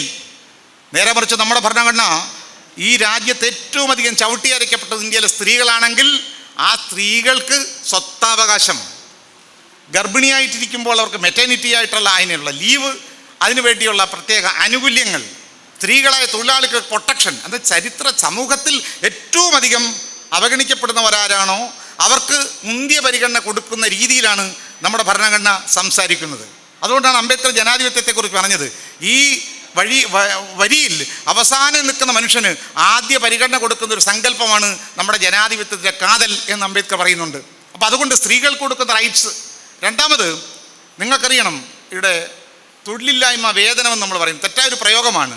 അൺഎംപ്ലോയ്മെൻറ്റ് ഇൻഷുറൻസ് എന്നാണ് ലോകം അതിന് പറയുന്നത്. ആരാണ് ഇന്ത്യയിൽ വന്നത്? എംപ്ലോയ്മെൻറ്റ് എക്സ്ചേഞ്ച് എന്ന് പറയുന്ന സങ്കല്പം ഇന്ത്യക്ക് സംഭാവന ചെയ്തത് ഡോക്ടർ അംബേദ്കറാണ്. അത് പലർക്കും അറിയില്ല. ബ്രിട്ടീഷ് ഇന്ത്യയിൽ തന്നെയാണ് വൈസ്രോയുടെ എക്സിക്യൂട്ടീവ് കൗൺസിൽ മെമ്പറായിട്ടിരിക്കുമ്പോൾ അദ്ദേഹം നിർദ്ദേശിച്ചൊരു കാര്യമാണ് എംപ്ലോയ്മെൻറ്റ് എക്സ്ചേഞ്ച്. തൊഴിലില്ലാതെ വന്നാൽ അതിന് ടാക്സ് കൊടുക്കണം. അൺഎംപ്ലോയ്മെൻറ്റ് ഇൻഷുറൻസ് ലോകരാഷ്ട്രങ്ങളിൽ പലയിടത്തും അതുകൊണ്ട് ഇന്ത്യയിൽ അത് വേണ്ട രീതിയിലില്ല. അങ്ങനെ ഒരു കാര്യം. Reserve bank of India Indian രൂപയ്ക്ക് നിയന്ത്രണം ഏർപ്പെടുത്തിക്കൊണ്ടുള്ള ഒരു കറൻസിക്ക് വേണ്ടിയുള്ള ഒരു സംവിധാനം റിസർവ് ബാങ്ക് ഓഫ് ഇന്ത്യ അംബേദ്കറുടെ നിർദ്ദേശമാണ്. ഇന്ത്യയിലെ തൊഴിലാളികൾ അനുഭവിക്കുന്ന പണിമുടക്കാനുള്ള അവകാശം, അവരുടെ PF അതുപോലുള്ള അവകാശങ്ങൾ, ഈ അസംഘടിത മേഖലയിൽ ജോലി ചെയ്യുന്ന തൊഴിലാളികൾക്ക് ഉള്ള ഏറ്റവും വലിയ ഇന്ത്യൻ ജനസംഖ്യയിൽ 90% തൊഴിൽ അസംഘടിത മേഖലയിലാണ്. ഈ അസംഘടിത മേഖലയിൽ ജോലി ചെയ്യുന്നവർക്ക് അവകാശങ്ങൾ ഉറപ്പുവരുത്തുന്ന സംവിധാനങ്ങൾ അത് ഇന്ത്യയിൽ ശുപാർശ ചെയ്യുന്നത് ഡോക്ടർ BR അംബേദ്കറാണ്. അപ്പോൾ അംബേദ്കറുടെ നിയമനിർമ്മാണം തുടങ്ങുന്നത് ഭരണഘടനാ അസംബ്ലിയിൽ മാത്രമല്ല, അതിനു മുമ്പേ 42-43 വൈസ്രോയുടെ എക്സിക്യൂട്ടീവ് കൗൺസിൽ ഇരുന്നുകൊണ്ട് ഇന്ത്യൻ തൊഴിലാളികൾക്ക്, ഇന്ത്യൻ സ്ത്രീകൾക്ക്, ഇന്ത്യയിലെ ദളിതുകൾക്ക് വിദ്യാഭ്യാസമുള്ള ഗ്രാൻറ്റുകൾ, സ്കോളർഷിപ്പുകൾ, ഇങ്ങനെ തുടങ്ങിയ കാര്യമാണ് ഭരണഘടനാ അസംബ്ലിയിൽ വന്നപ്പോൾ സ്റ്റേറ്റ് ആൻഡ് മൈനോറിറ്റീസ് എന്ന് പറഞ്ഞ അംബേദ്കറുടെ ഒരു പുസ്തകമുണ്ട്. അത് ഒരു ചെറിയ മോഡൽ മിനി കോൺസ്റ്റിറ്റ്യൂഷനാണ്. അത് എഴുതി കൊടുത്തു. ഇതാ ഞാൻ നടപ്പിലാക്കാൻ പോകുന്ന ഭരണഘടന ഇതാണ്, ഇതിലുണ്ടെന്ന് പറഞ്ഞ് നെഹ്റുവിൻ്റെ മുമ്പിൽ വെച്ചു. ആ മിനി കോൺസ്റ്റിറ്റ്യൂഷൻ ഉള്ളത്തോളം അവകാശങ്ങൾ നമ്മുടെ ഭരണഘടനയിലില്ല. അതിലുള്ളിടത്തോളം കുറച്ച് അവകാശങ്ങൾ. അതിൽ പെട്ട ഒന്നാണ് നമ്മുടെ directive principles of state policy. Indian സമ്പത്ത് ഒരിക്കലും ഒരു ന്യൂനപക്ഷം വരുന്ന അദാനിമാരുടെയോ അംബാനിമാരുടെയോ കയ്യിലേക്ക് കേന്ദ്രീകരിക്കപ്പെടേണ്ട ഒന്നല്ല. അത് പൊതു താല്പര്യപ്രകാരം അത് വിതരണം ചെയ്യേണ്ടതാണ്. ഇന്ത്യൻ എക്കണോമിയെക്കുറിച്ച് ഭരണഘടന ആർട്ടിക്കിൾ 38(1), 38A, 38B, 39 ലോക ഭരണഘടന ഇത്രയും വലിയ സാങ്കല്പം, ഇത്രയും വലിയ സോഷ്യൽ സങ്കല്പങ്ങളില്ല. ഇന്ത്യയുടെ സമ്പത്ത്, ഇന്ത്യയുടെ മൂലധനം എല്ലാ ഇന്ത്യക്കാർക്കും ജാതി മത ഭേദമന്യേ വിതരണം ചെയ്യാൻ ആവശ്യമായ തരത്തിൽ യൂണിഫോം ഡിസ്ട്രിബ്യൂഷന് വിധേയമാക്കണം. പൊതു താല്പര്യത്തിന് എതിരായ രീതിയിൽ അത് വിനിയോഗിക്കപ്പെടാൻ പാടില്ല. ഇന്ത്യയുടെ അഗ്രികൾച്ചർ അതൊരു ഇൻഡസ്ട്രിയാക്കി മാറ്റണം. ഇന്ത്യയുടെ അഗ്രികൾച്ചർ ഇൻഡസ്ട്രി ആക്കണം. അത് സ്റ്റേറ്റ് ഇൻഡസ്ട്രി ആക്കണം. കർഷകർക്ക് ഭൂമിയും കർഷകർക്ക് വെള്ളവും അവന് വൈദ്യുതിയും അവന് വളവും കൊടുക്കേണ്ട ഉത്തരവാദിത്വം സ്റ്റേറ്റിനാണ് എന്ന് പറയുന്ന അത്തരത്തിലുള്ള വെൽഫെയർ ആയിട്ടുള്ള, ശരിക്കും പറഞ്ഞാൽ ഇന്ത്യയിലെ എല്ലാ മനുഷ്യരെയും, അധ്വാനിക്കുന്ന തൊഴിലാളികൾ, പണിയെടുക്കുന്ന ഉദ്യോഗസ്ഥർ, എംപ്ലോയ്മെൻറ്റ് ഗ്യാരണ്ടി, ആ റൈറ്റ് കൊണ്ടുവന്ന അംബേദ്കറാണ്. വിശദാംശങ്ങൾ പോകാൻ നമ്മുടെ സമയം അനുവദിക്കുന്നില്ല. ശരിക്കും പറഞ്ഞാൽ ഒരു വെൽഫെയർ സ്റ്റേറ്റ് എന്ന നിലയിൽ ഒരുപക്ഷെ ലോകത്തെ ഒരു ഭരണഘടനയുടെയും കമ്പയർ ചെയ്താൽ അവിടെ ഒന്നുമില്ലാത്ത പൗരന്മാർക്ക് വേണ്ടിയുള്ള അവകാശങ്ങൾ എൻഷുർ ചെയ്യുന്ന ഒരു കോൺസ്റ്റിറ്റ്യൂഷനാണ്, കോംപ്രിഹെൻസീവായിട്ടുള്ള ഒരു കോൺസ്റ്റിറ്റ്യൂഷനാണ്. അതിന് സോഷ്യോ എക്കണോമിക് ഘടകങ്ങളുണ്ട്, അങ്ങേയറ്റം സാമ്പത്തിക ശാസ്ത്രപരമായ ഘടകങ്ങളുണ്ട്. അങ്ങനെ ഒരു കോൺസ്റ്റിറ്റ്യൂഷനാണ് നമ്മുടെ രാജ്യത്ത് വന്നത്. പക്ഷേ ആ ഭരണഘടന കഴിഞ്ഞ 75 വർഷക്കാലമായി നമ്മൾ നോക്കുമ്പോൾ ഇന്ന് ഭരണഘടന എന്ത് ലക്ഷ്യത്തോടാണോ, ഭരണഘടന ഏത് ആശയങ്ങളാണ് മുറുകെ പിടിക്കുന്നത്, അതിന് നേരെ വിപരീതമായ ദിശയിലേക്ക് രാഷ്ട്രം ഇന്ന് അതിവേഗം സഞ്ചരിച്ചു കൊണ്ടിരിക്കുകയാണ്. പൗരാവകാശങ്ങൾ റദ്ദ് ചെയ്യപ്പെടുന്നു. ഏറ്റവും ഒടുവിൽ നോക്കുക, നമ്മളിന്ന് ആസാമിൻ്റെ ഉൾപ്രദേശങ്ങളിൽ കാണുന്നത് എന്താണ്? മറ്റൊരു ബുൾഡോസർ രാജാണ്. കഴിഞ്ഞ കുറേ കാലമായി നമുക്ക് സുപ്രീം കോടതി പറയുന്നുണ്ട്, ഇടിച്ചു നിരത്തരുത്, അങ്ങനെ ബുൾഡോസ് ചെയ്യരുത്. ഇത് പറഞ്ഞിട്ടെന്താ കാര്യം? ഇത് ഭരണകൂടത്തിന് ബാധകമാണോ? എന്താണ് ന്യൂഹിൽ നമ്മൾ കണ്ടത്?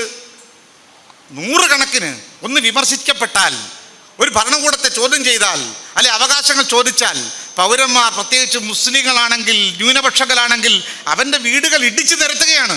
ഇന്നലെ വരെ കുട്ടികളോടൊപ്പം, ഭാര്യയോടൊപ്പം, മാതാപിതാക്കൾക്കൊപ്പം സ്വന്തമെന്ന് കരുതി ജീവിച്ച കുടിലുകൾ ഭരണകൂടത്തിൻ്റെ ഈ ഉപകരണങ്ങൾ ഇങ്ങോട്ട് വന്നിട്ട് ഇടിച്ചു നിരത്തുകയാണ്. ബുൾഡോസർ ഇടിച്ചു നിരത്തുന്നു. അവരെവിടെ പോകും?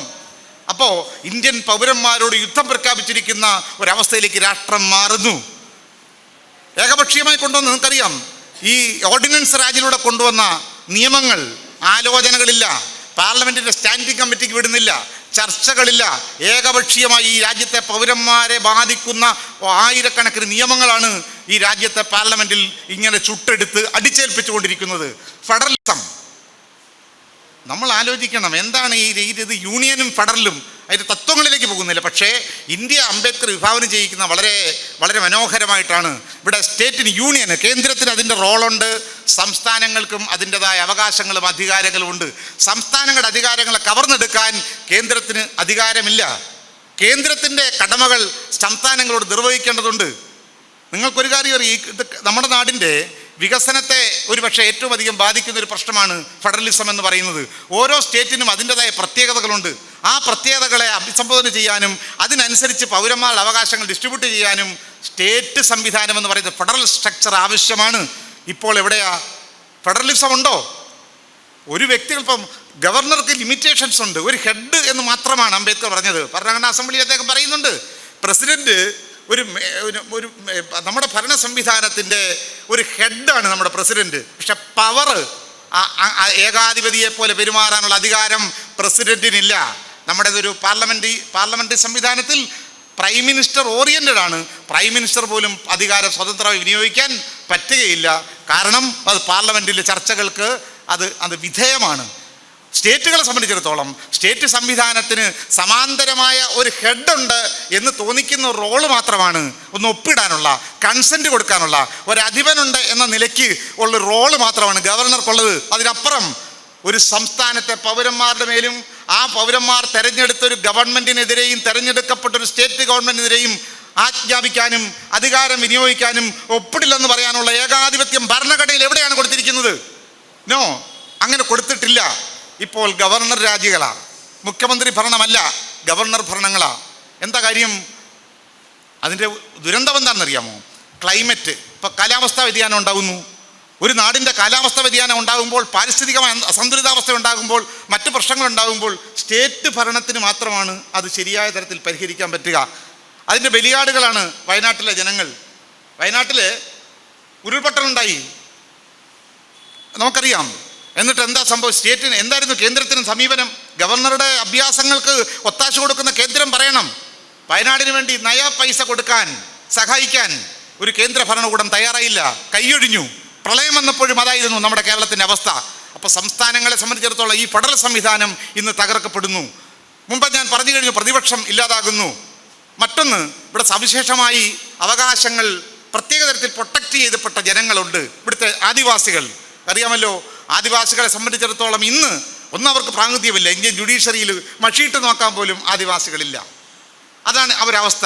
ഈ രാജ്യത്തിൻ്റെ ഉദ്യോഗ അധികാര മേഖലകൾ മണ്ഡൽ കമ്മീഷൻ മുതൽ ഇങ്ങോട്ട് നിങ്ങൾ ഏത് പഠനങ്ങൾ എടുത്ത് നോക്കൂ, ഇന്ത്യയുടെ ഈ bureaucracy, first class, second class, third class പോലുള്ള ഹയർ ബ്യൂറോക്രസി ആരുടെ കയ്യിലാണ്? ജനസംഖ്യയിൽ വെറും 3% വരുന്ന ബ്രാഹ്മണരും മൊത്തം വരുന്ന 12% സവർണറുടെ കയ്യിൽ ഈ രാജ്യത്തിൻ്റെ അധികാരത്തിൻ്റെ ഏതാണ്ട് 90% അവരുടെ കുത്തകയായിരിക്കുന്നു. ഇതിനിപ്പോഴും മാറ്റം വന്നിട്ടില്ല.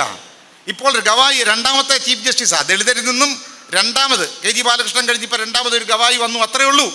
നേരെ മറിച്ച് ഇവിടുത്തെ ദളിതരിൽ നിന്നോ മുസ്ലിങ്ങളിൽ നിന്നോ ചീഫ് ജസ്റ്റിസ് പദവികളിലേക്ക് വരാൻ കേരളത്തിലെ ചീഫ് സെക്രട്ടറി പദവി 48 പേരുണ്ട്. അതിനകത്ത് ഇന്ന് വരെ ഒരു ദളിതൻ വന്നിട്ടില്ല. ഇത്തരം കാര്യങ്ങളാണ് അധികാര തലങ്ങളിൽ ഇപ്പോഴും ഈ അസന്തുലിതാവസ്ഥ നിൽക്കുന്നു. ഭരണഘടന പറഞ്ഞത് എന്താണ്? ഇക്വാലിറ്റി. ഭരണഘടന പറഞ്ഞത് എന്താണ്? റെപ്രസെൻറ്റേഷൻ, ജനസംഖ്യാനുപാതികമായ പ്രൊപ്പോർഷണേറ്റ് റെപ്രസെൻറ്റേഷൻ എല്ലാ വിഭാഗങ്ങൾക്കും കൊടുക്കണമെന്ന് ഭരണഘടന പറയുന്നു. 15(4) 16(4) പിന്നെ ഒട്ടനവധി വകുപ്പുകളും. പക്ഷേ ഇപ്പോഴും എന്താ അവസ്ഥ? നമ്മുടെ കേരളത്തിൽ നിയമസഭയുണ്ട്, സംവരണ മണ്ഡലത്തിലൂടെ മാത്രമേ ഒരു പട്ടികജാതിക്കാരന് മത്സരിക്കാൻ പറ്റുകയുള്ളൂ. ഒരു ദളിതൻ അവന് CPM ആയാൽ, കോൺഗ്രസ് ആയാൽ, BJP ആയാൽ ജനറൽ സീറ്റിൽ മത്സരിക്കുക എന്ന് പറയുന്നത് സങ്കല്പിക്കാൻ കഴിയാത്ത ഒരവസ്ഥയാണ്. ഈ പ്രബുദ്ധ കേരളം പോലും ദളിതരോട് കാണിക്കുന്ന ഒരു കാര്യം. ഇന്ത്യയുടെ പാർലമെൻറ്റിലെ മുസ്ലിം പ്രാതിനിധ്യം എന്താ? ഇന്ത്യയിലെ ലോകത്തെ ഏറ്റവും വലിയ വർക്കിംഗ് ഡെമോക്രസിയാണ്.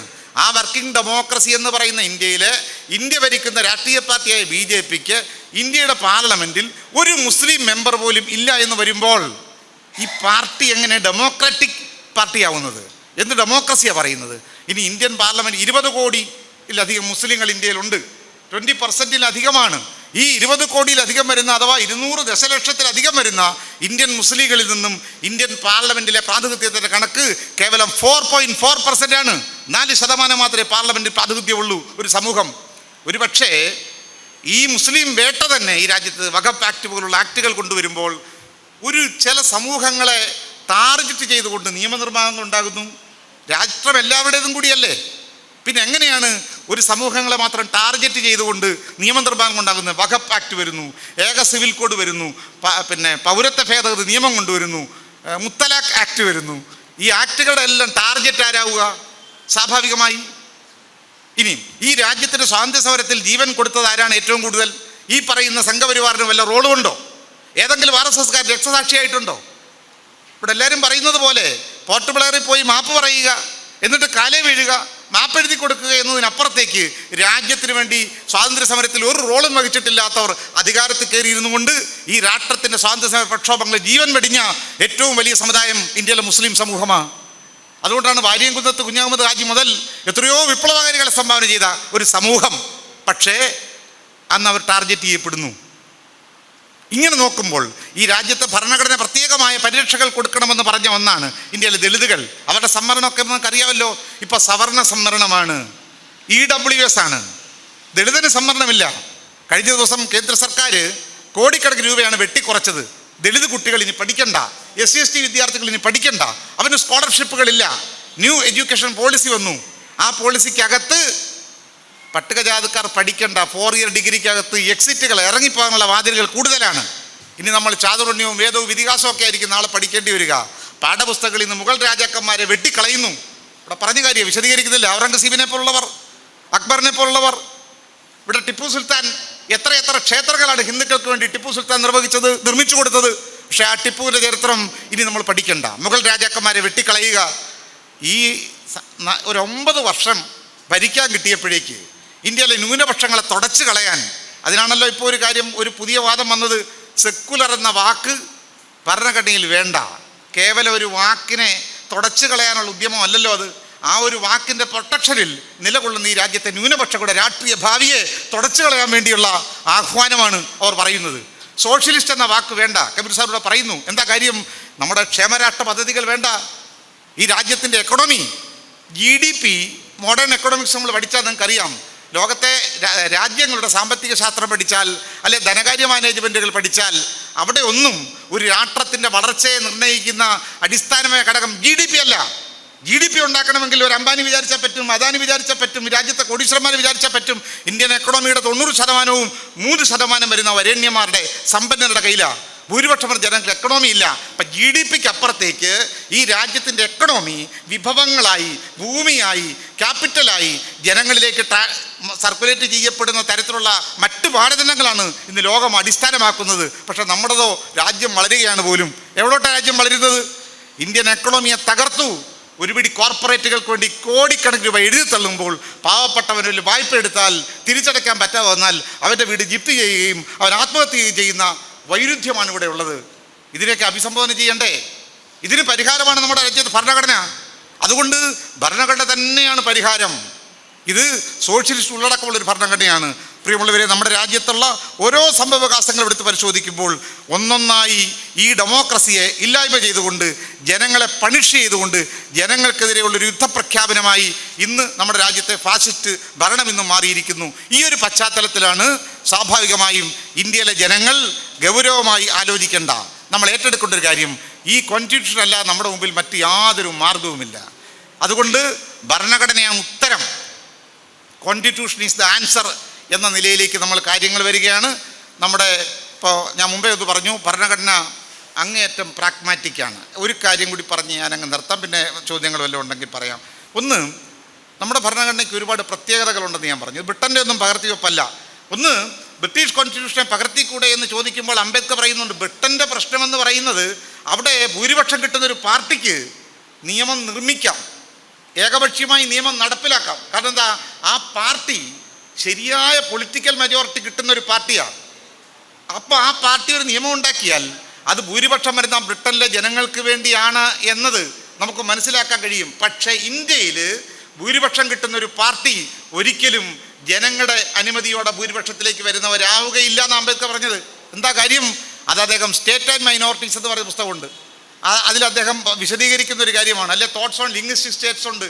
ഇതിൽ അദ്ദേഹം പറയുന്നൊരു കാര്യം എന്താ, ഇന്ത്യയിൽ മജോറിറ്റി എന്ന് പറഞ്ഞാൽ പൊളിറ്റിക്കൽ മെജോറിറ്റി അല്ല, നമുക്കുള്ളത് കമ്മ്യൂണൽ മെജോറിറ്റിയാണ്, സാമുദായിക ഭൂരിപക്ഷമാണ്. അതുകൊണ്ട് കപടമായ, കൃത്രിമമായ ഇന്ത്യയിൽ ഒരു ഭൂരിപക്ഷ കപട നിർമ്മിതിക്കകത്താണ് രാജ്യം നിൽക്കുന്നത്. യഥാർത്ഥത്തിൽ ഇന്ത്യയിൽ ഭൂരിപക്ഷം ആരാ? ഇവിടുത്തെ ദലിതുകൾ, ഇവിടുത്തെ പിന്നോക്ക വിഭാഗങ്ങൾ, OBC, ഇവിടുത്തെ മുസ്ലിങ്ങൾ, മൈനോറിറ്റീസ്, ക്രിസ്ത്യാനികൾ, ബുദ്ധമതക്കാർ. അങ്ങനെ ഈ രാജ്യത്തെ യഥാർത്ഥ സാമൂഹ്യ ഭൂരിപക്ഷം എന്ന് പറയുന്നത് ഇന്ത്യയിലെ പിന്നോക്ക, ഈ ദളിത്, ആദിവാസി, ഗോത്ര വിഭാഗങ്ങളാണ്. പക്ഷേ ഈ രാജ്യം എന്താണ് പറയാൻ ശ്രമിക്കുന്നത്? ഹിന്ദു രാഷ്ട്രമാണ്. കാരണം എന്താ? ഹിന്ദുക്കൾ ഭൂരിപക്ഷമാണ്. ഈ ഒരു നറേറ്റീവ് കൊണ്ടുവരുന്നതിൻ്റെ കാര്യം എന്താ?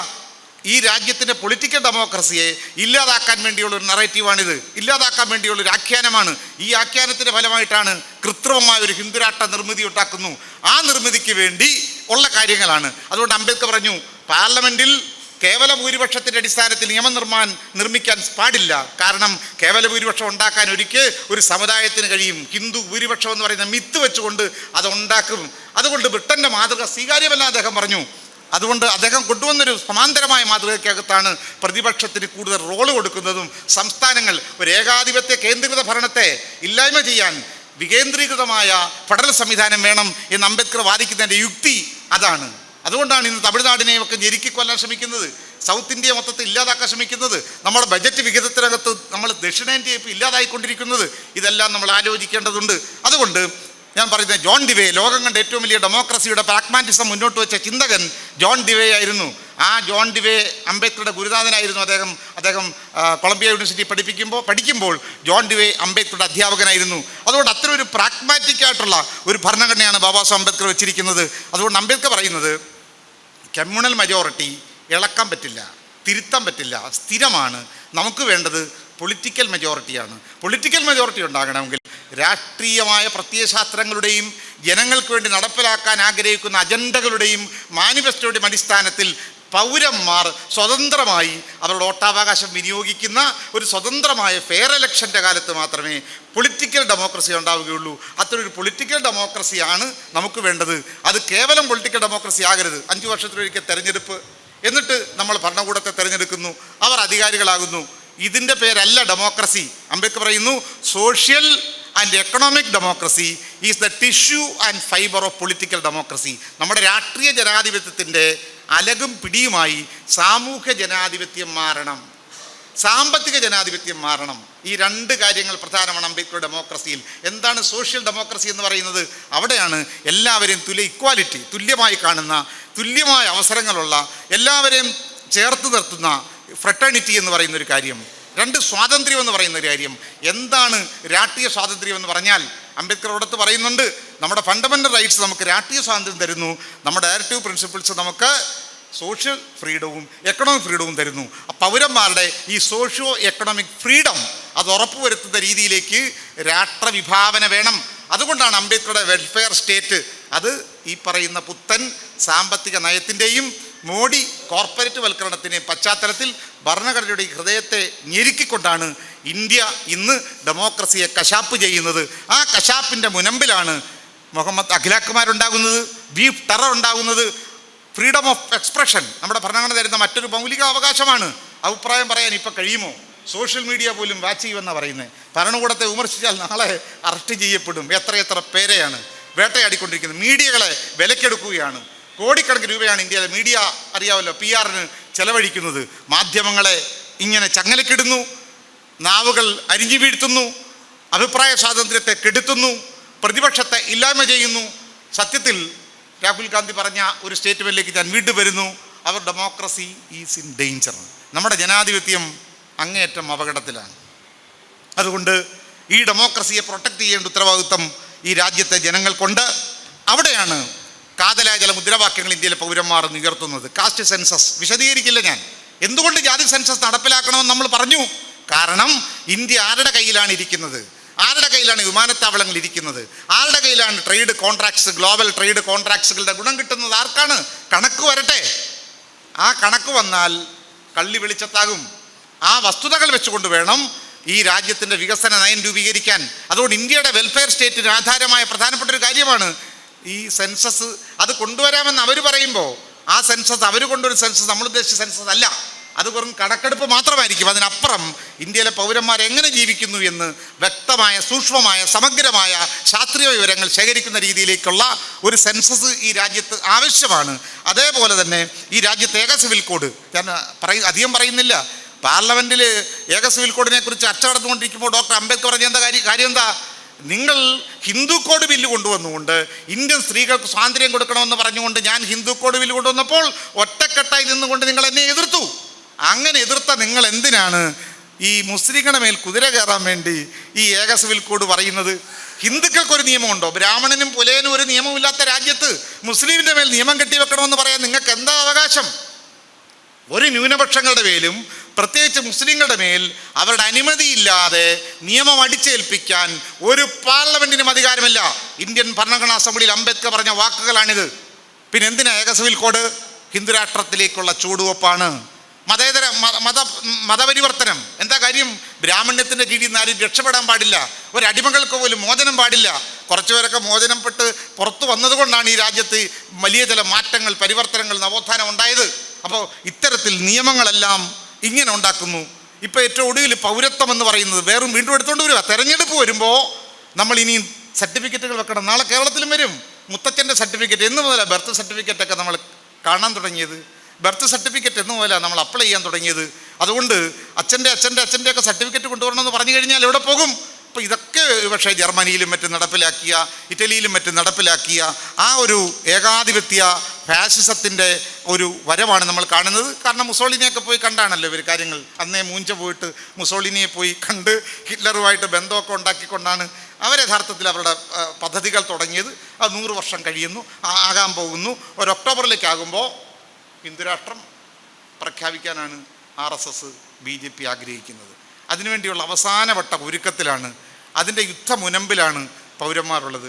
വലിയ വില കൊടുക്കേണ്ടി വരുന്ന പൗരന്മാരാണ്. പക്ഷേ ഈ ഭരണഘടന ഉയർത്തിപ്പിടിച്ചുകൊണ്ട് ഈ രാജ്യത്തെ ഒറ്റിക്കൊടുക്കാൻ, ഒരു കാലത്ത് ഒറ്റിക്കൊടുത്തവർക്ക് വീണ്ടും ഈ രാജ്യത്തെ ഇല്ലായ്മ ചെയ്യുമ്പോൾ വേദനിക്കേണ്ടത് ഈ രാഷ്ട്രത്തെ നിർമ്മിച്ചവരാണ്. ഈ രാഷ്ട്രത്തെ സ്വാതന്ത്ര്യത്തിന് വേണ്ടി ഹോമിച്ചവരാണ്. ഈ രാഷ്ട്രത്തിലെ ജനാധിപത്യ ഭാവനകൾ സംഭാവന ചെയ്ത സമൂഹങ്ങളാണ്. അതുകൊണ്ട് ഈ ഡെമോക്രസി എന്ന് പറയുന്നത് ഇത് ഇപ്പോൾ നശിപ്പിക്കാൻ ശ്രമിക്കുന്നവരുടേതല്ല, അവരുടെ ചിന്തയിലുള്ള കാര്യമല്ല, അവർ തന്നതുമല്ല. അത് പൊരുതി വാങ്ങിയത് ഈ രാജ്യത്തെ സ്നേഹിക്കുന്ന മഹാഭൂരിപക്ഷം വരുന്ന ഇന്ത്യക്കാരൻ്റെ ശരിയായ പ്രതിനിധികളാണ്, ഇന്ത്യൻ വംശജരാണ്. അതുകൊണ്ട് ഈ ജനാധിപത്യത്തിൻ്റെയും രാഷ്ട്രത്തിൻ്റെയും കഴുത്ത് ഞെരിക്കാൻ ഞങ്ങൾ അനുവദിക്കില്ല എന്ന് പറഞ്ഞുകൊണ്ട് ഇന്ത്യക്കാരൻ എഴുന്നേറ്റ് നിൽക്കേണ്ട, ഒന്നിച്ച് പ്രവർത്തിക്കേണ്ട ഒരു കാലമാണ് നമുക്ക് പ്രതീക്ഷ നൽകുന്നത്. 400 സീറ്റുകൾ മേടിക്കൊണ്ട് ഞങ്ങൾ ഹിന്ദുരാഷ്ട്രത്തിന് വേണ്ടിയുള്ള വലിയ വിജയം കൊയ്യുമെന്ന് പറഞ്ഞുകൊണ്ട് കഴിഞ്ഞ പാർലമെൻറ്റ് തെരഞ്ഞെടുപ്പിൽ വന്നല്ലോ. എന്നിട്ട് ബാബരി മസ്ജിദ് പൊളിച്ച ആ നിൽക്കുന്ന മണ്ഡലത്തിൽ ദയനീയമായി BJP തോറ്റില്ലേ? ഇന്ത്യയിലെ സാധാരണ ദലിതരും മുസ്ലിങ്ങളും പാവപ്പെട്ടവരും പൊളിറ്റിക്കലി എഡ്യൂക്കേഷൻ കിട്ടിയാൽ, തിരിച്ചറിഞ്ഞാൽ ഒരു ഫാസിസ്റ്റ് അജണ്ടകളും വിജയിക്കുകയില്ല എന്നാണ് കേരളത്തിലല്ല ഉത്തരേന്ത്യയിലെ വോട്ടർമാർ തെളിയിച്ചു. അങ്ങനെയാണ് അവർക്ക് തോൽവി തിരിച്ചറിയേണ്ടി വന്നത്. അത് നമുക്ക് പ്രതീക്ഷ നൽകുന്നൊരു കാര്യമാണ്. അതുകൊണ്ട് ഈ കോണ്ടക്സ്റ്റ് ആവശ്യപ്പെടുന്നത് ഒരു പൗരസമൂഹം എന്ന നിലയിൽ ജാതി സമൂഹമല്ല, പൗരസമൂഹം. അംബേദ്കറുടെ രാഷ്ട്രീയം അവസാനം അങ്ങനെയാണ്. ഭരണഘടന ഇന്ത്യക്ക് വേണ്ടി എഴുതിയത്. റിപ്പബ്ലിക്കൻ പാർട്ടി ഓഫ് ഇന്ത്യ എന്ന് അദ്ദേഹത്തിൻ്റെ പാർട്ടിക്ക് പേരിട്ടത് റിപ്പബ്ലിക് എന്ന് പറയുന്നൊരു സങ്കല്പമാണ്.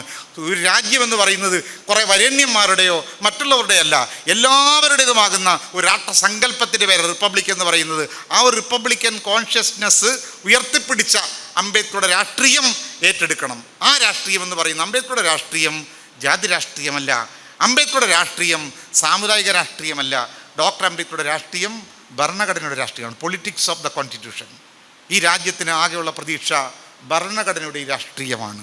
അതുകൊണ്ട് ഇന്ത്യ ഇന്ന് ഏറ്റെടുക്കേണ്ടത് ഭരണഘടനയുടെ രാഷ്ട്രീയമാണ്. അതുകൊണ്ട് നമ്മൾ ഹിന്ദുക്കൾ, മുസ്ലിങ്ങൾ, ക്രിസ്ത്യാനികൾ, ദലിതുകൾ എന്നൊക്കെയുള്ള നമ്മുടെ സാമുദായികമായ സ്വത്വങ്ങളും ഐഡൻറ്റിറ്റികളുമൊക്കെ നമുക്ക് ആഭ്യന്തരമായ നവീകരണത്തിൻ്റെയോ വിശ്വാസത്തിൻ്റെയോ സംസ്കാരത്തിൻ്റെയോ പ്രശ്നങ്ങളാണ്. അത് സംരക്ഷിക്കേണ്ടതുണ്ട്, അത് നിലനിർത്തേണ്ടതുണ്ട്. പക്ഷേ പൊളിറ്റിക്കലായി ഈ കണ്ണുകൾക്ക് പുറത്തേക്ക് ഇന്ത്യ എന്ന് പറയുന്നൊരു ഭാവനയിലേക്ക് നമ്മൾ പരിവർത്തനം ചെയ്യപ്പെടേണ്ടതുണ്ട്. There it need a transition from our independent individual identities towards a common political identity of India. ഒരു പൊതുവായ ഇന്ത്യ എന്ന് പറയുന്ന ഒരു പൊതു സ്വത്വത്തിലേക്ക്, ഒരു രാഷ്ട്രീയ സ്വത്വത്തിലേക്ക് ജാതിമത ഭിന്നതകൾക്ക് അതീതമായി ഏകീകരിക്കാൻ കഴിയുന്ന ഒരു പുതിയ ഇന്ത്യ, ഒരു പുതിയ ഐക്യം. അവിടെ മതേതര പാർട്ടികൾ സ്വാഭാവികമായി ഒന്നിച്ചു നിൽക്കേണ്ടതുണ്ട്. അതേപോലെ നീതി നിഷേധിക്കപ്പെട്ട സമൂഹങ്ങൾ, പ്രത്യേകിച്ചും വലിയ ഇസ്ലാമോ ഫോബിയയുടെ ഒക്കെ ഒരു കാലഘട്ടത്തിൽ ഇന്ത്യയിൽ ഏറ്റവും അധികം വേട്ടയാടപ്പെടുന്ന ഒരു ജനത എന്ന നിലയിൽ ഇന്ത്യയിൽ അവകാശങ്ങൾ നിഷേധിക്കപ്പെടുന്ന മുസ്ലിങ്ങൾക്കൊപ്പം നിൽക്കാൻ, ന്യൂനപക്ഷങ്ങൾക്കൊപ്പം നിൽക്കാൻ മതേതരത്വം ആഗ്രഹിക്കുന്നവർക്ക്, ജനാധിപത്യം ഉയർത്തിപ്പിടിക്കുന്നവർക്ക് കഴിയേണ്ടതുണ്ട്.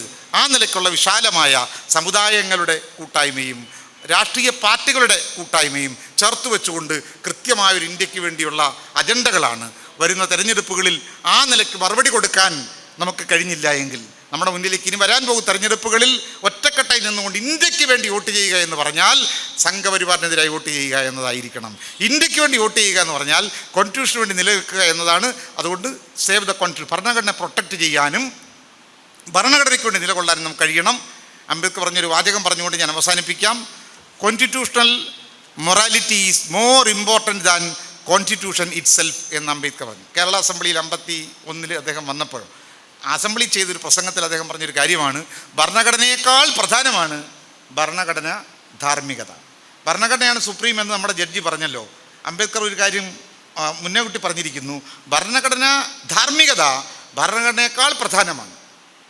അപ്പോൾ ഈ ഭരണഘടനയിൽ പറയുന്ന ആ തത്വങ്ങൾ അത് ജീവിതത്തിൽ യാഥാർത്ഥ്യമായി കാണാൻ വേണ്ടിയുള്ള നമ്മുടെ പ്രേരണയുടെയും നമ്മുടെ ധാർമ്മികതയുടെയും നമ്മുടെ പ്രതിബദ്ധതയുടെയും പേരാണ് ഭരണഘടന ധാർമ്മികത എന്ന് പറയുന്നത്. ആ ധാർമ്മികതയാണ് നമ്മൾ ഈ നഷ്ടപ്പെടുന്നത്. ആ ഭരണഘടന ധാർമ്മികതയാണ് ഭരണകൂടം ഭയപ്പെടുത്തുന്നത്. ഭയം, ഭരണകൂടത്തിൻ്റെ വിരട്ടലുകളുടെ മുമ്പിൽ തലകുനിക്കാൻ പോയാൽ, അവിടെ മുട്ടു വളച്ചാൽ സ്വാതന്ത്ര്യത്തിന് നമുക്ക് അർഹതയുണ്ടാവുകയില്ല. ഏത് ഭരണകൂടത്തിൻ്റെ മുമ്പിൽ നെഞ്ചി വിരിക്കാനും ജനങ്ങളുടെ അവകാശം കൊണ്ട് പൊരുതി ഭരിക്കാനുമുള്ള പൗരൻ്റെ സ്വാതന്ത്ര്യത്തിൻ്റെയും അവകാശത്തിൻ്റെയും പേരാണ് ജനാധിപത്യം എന്ന് പറയുന്നത്. റെനഡെ ഗാന്ധി ആൻഡ് ജിന്ന എന്ന് പറയുന്ന പുസ്തകത്തിൽ അംബേദ്കർ പറയുന്നുണ്ട്, നീതി നിഷേധിക്കപ്പെടുന്ന അധികാര ശക്തികൾക്കെതിരെ നെഞ്ചി വിരിച്ച് നിൽക്കാനുള്ള പൗരൻ്റെ തൻ്റെ ഇടത്തിൻ്റെ പേരാണ് രാഷ്ട്രീയം. പ്രിയമുള്ളവരെ, അംബേദ്കറുടെ ഈ വാക്കുകൾ നമ്മൾ ഏറ്റെടുക്കണം. ഇന്ന് ഈ രാജ്യത്ത് എല്ലാം തട്ടിത്തകർക്കുന്ന, മനുഷ്യരെ കൊല്ലുന്ന, ഹിംസയുടെ രാഷ്ട്രീയം പറയുന്ന ഈ സംഘപരിവാറിൻ്റെ സമഗ്രാധിപത്യത്തിനെതിരെയുള്ള തൻ്റെ ഇടം, അതുതന്നെയാണ് കാലഘട്ടം ആവശ്യപ്പെടുന്നത്. ആ തൻ്റെ ഇടത്തോടെ ആത്മവിശ്വാസത്തോടെ ഒന്നിച്ചു നിൽക്കാൻ കാലഘട്ടം നമ്മളോട് ആവശ്യപ്പെടുന്നു. തീർച്ചയായും അത് നമ്മളോടും നമ്മുടെ രാഷ്ട്രത്തോടും വരാൻ പോകുന്ന നമ്മുടെ തലമുറകളോടുമുള്ള ഉത്തമരായ പൗരന്മാരെന്ന നിലയിൽ നമ്മുടെ പ്രതിബദ്ധതയുടെ പ്രശ്നമാണ്, സത്യസന്ധതയുടെ പ്രശ്നമാണ്. ആ സത്യസന്ധതയുടെ ധാർമ്മികതയുടെ ആഹ്വാനത്തിന് ചെവിക്കൊണ്ടുകൊണ്ട് ഒറ്റക്കെട്ടായി ജാതിക്കും മതത്തിനും ഒക്കെ അതീതമായി നമ്മുടെ ഭരണഘടന മതേതരത്വം എന്ന വാക്ക് എഴുതി വെക്കുന്നില്ല. അംബേദ്കറോട് അന്ന് ചോദിക്കുന്നുണ്ട്, എന്താണ് നിങ്ങൾ സെക്കുലർ എന്ന വാക്ക് എഴുതി ചേർക്കാഞ്ഞത് എന്ന്. അംബേദ്കർ പറഞ്ഞു, ഒരു വാക്കിൻ്റെ മാത്രം പ്രശ്നമായി മതേതര ഭാവനയെ ചുരുക്കി കാണാൻ ഞാൻ ആഗ്രഹിക്കുന്നില്ല. ഭരണഘടന ഒന്നാമത്തെ ആർട്ടിക്കിൾ മുതൽ ഭരണഘടനയുടെ അവസാനം വരെ ഇന്ത്യൻ ഭരണങ്ങളിൽ ഉടനീളം മുഴങ്ങി നിൽക്കുന്നത് മതേതര ഭാവനയാണ്. ആകമൊത്തം ഈ ഭരണഘടനയിൽ ഒരു മതേതരത്വമുണ്ട്. അതൊരു വാക്കിനേക്കാൾ വലിയ അർത്ഥതലങ്ങളുള്ളതാണ് എന്ന് അംബേദ്കർ പറഞ്ഞുവെങ്കിൽ നമ്മൾ അത് ഉൾക്കൊള്ളണം. അതുകൊണ്ട് ബാബാ സാഹേബ് അംബേദ്കറുടെ ആ ഒരു അംബേദ്കറൈറ്റ് പൊളിറ്റിക്സ് തന്നെയാണ്, ഒരു ഭരണഘടനയുടെ രാഷ്ട്രീയം തന്നെയാണ് പരിഹാരം എന്ന് പറഞ്ഞുകൊണ്ട് ആ പരിഹാരത്തിലേക്ക് വീണ്ടും ഒന്നിച്ചു നിൽക്കാൻ നമുക്ക് കഴിയട്ടെ. ഒരു ദേശീയത എന്ന് പറയുന്നത് ഭരണഘടന മുന്നോട്ട് വെക്കുന്ന സമത്വം, സ്വാതന്ത്ര്യം, സാഹോദര്യം, ജസ്റ്റിസ് എന്ന് പറയുന്ന ആ ഭരണഘടനയുടെ ജനാധിപത്യ ഭാവനകളെ പുലുകുന്ന, അതിനോട് ചേർന്ന് നിൽക്കുന്ന, അതിന് ഹൃദയവും മനസ്സും സമർപ്പിക്കുന്ന വികാരത്തിൻ്റെ പേരാണ് ദേശീയത എന്ന് പുനർവായന നടത്താൻ നമുക്ക് കഴിയണം. ഒരു കോൺസ്റ്റിറ്റ്യൂഷണൽ നാഷണാലിറ്റിയും ഒരു കോൺസ്റ്റിറ്റ്യൂഷണൽ മൊറാലിറ്റിയും അതിനെ മുറുകെ പിടിച്ചുകൊണ്ട് ഭരണഘടന രാഷ്ട്രീയവും ഏറ്റെടുത്തുകൊണ്ട് നമ്മുടെ രാജ്യത്തെ ഫാസിസ്റ്റ് സമഗ്രാധിപത്യ ശക്തികളെ രക്ഷിക്കാൻ നമുക്ക് ഒന്നിച്ചു നിൽക്കാം, മുന്നേറാം എന്ന് പറഞ്ഞുകൊണ്ട് എൻ്റെ വാക്കുകൾ കേട്ട നിങ്ങൾക്കെല്ലാവർക്കും ഞാൻ നന്ദി പറയുന്നു. സ്പർശത്തിന് എനിക്ക് അവസരം തന്നതിന് പ്രത്യേകമായി ഞാൻ നന്ദി പറഞ്ഞുകൊണ്ട് എൻ്റെ വാക്കുകൾ അവസാനിപ്പിക്കുന്നു. ജയ് ഭീം.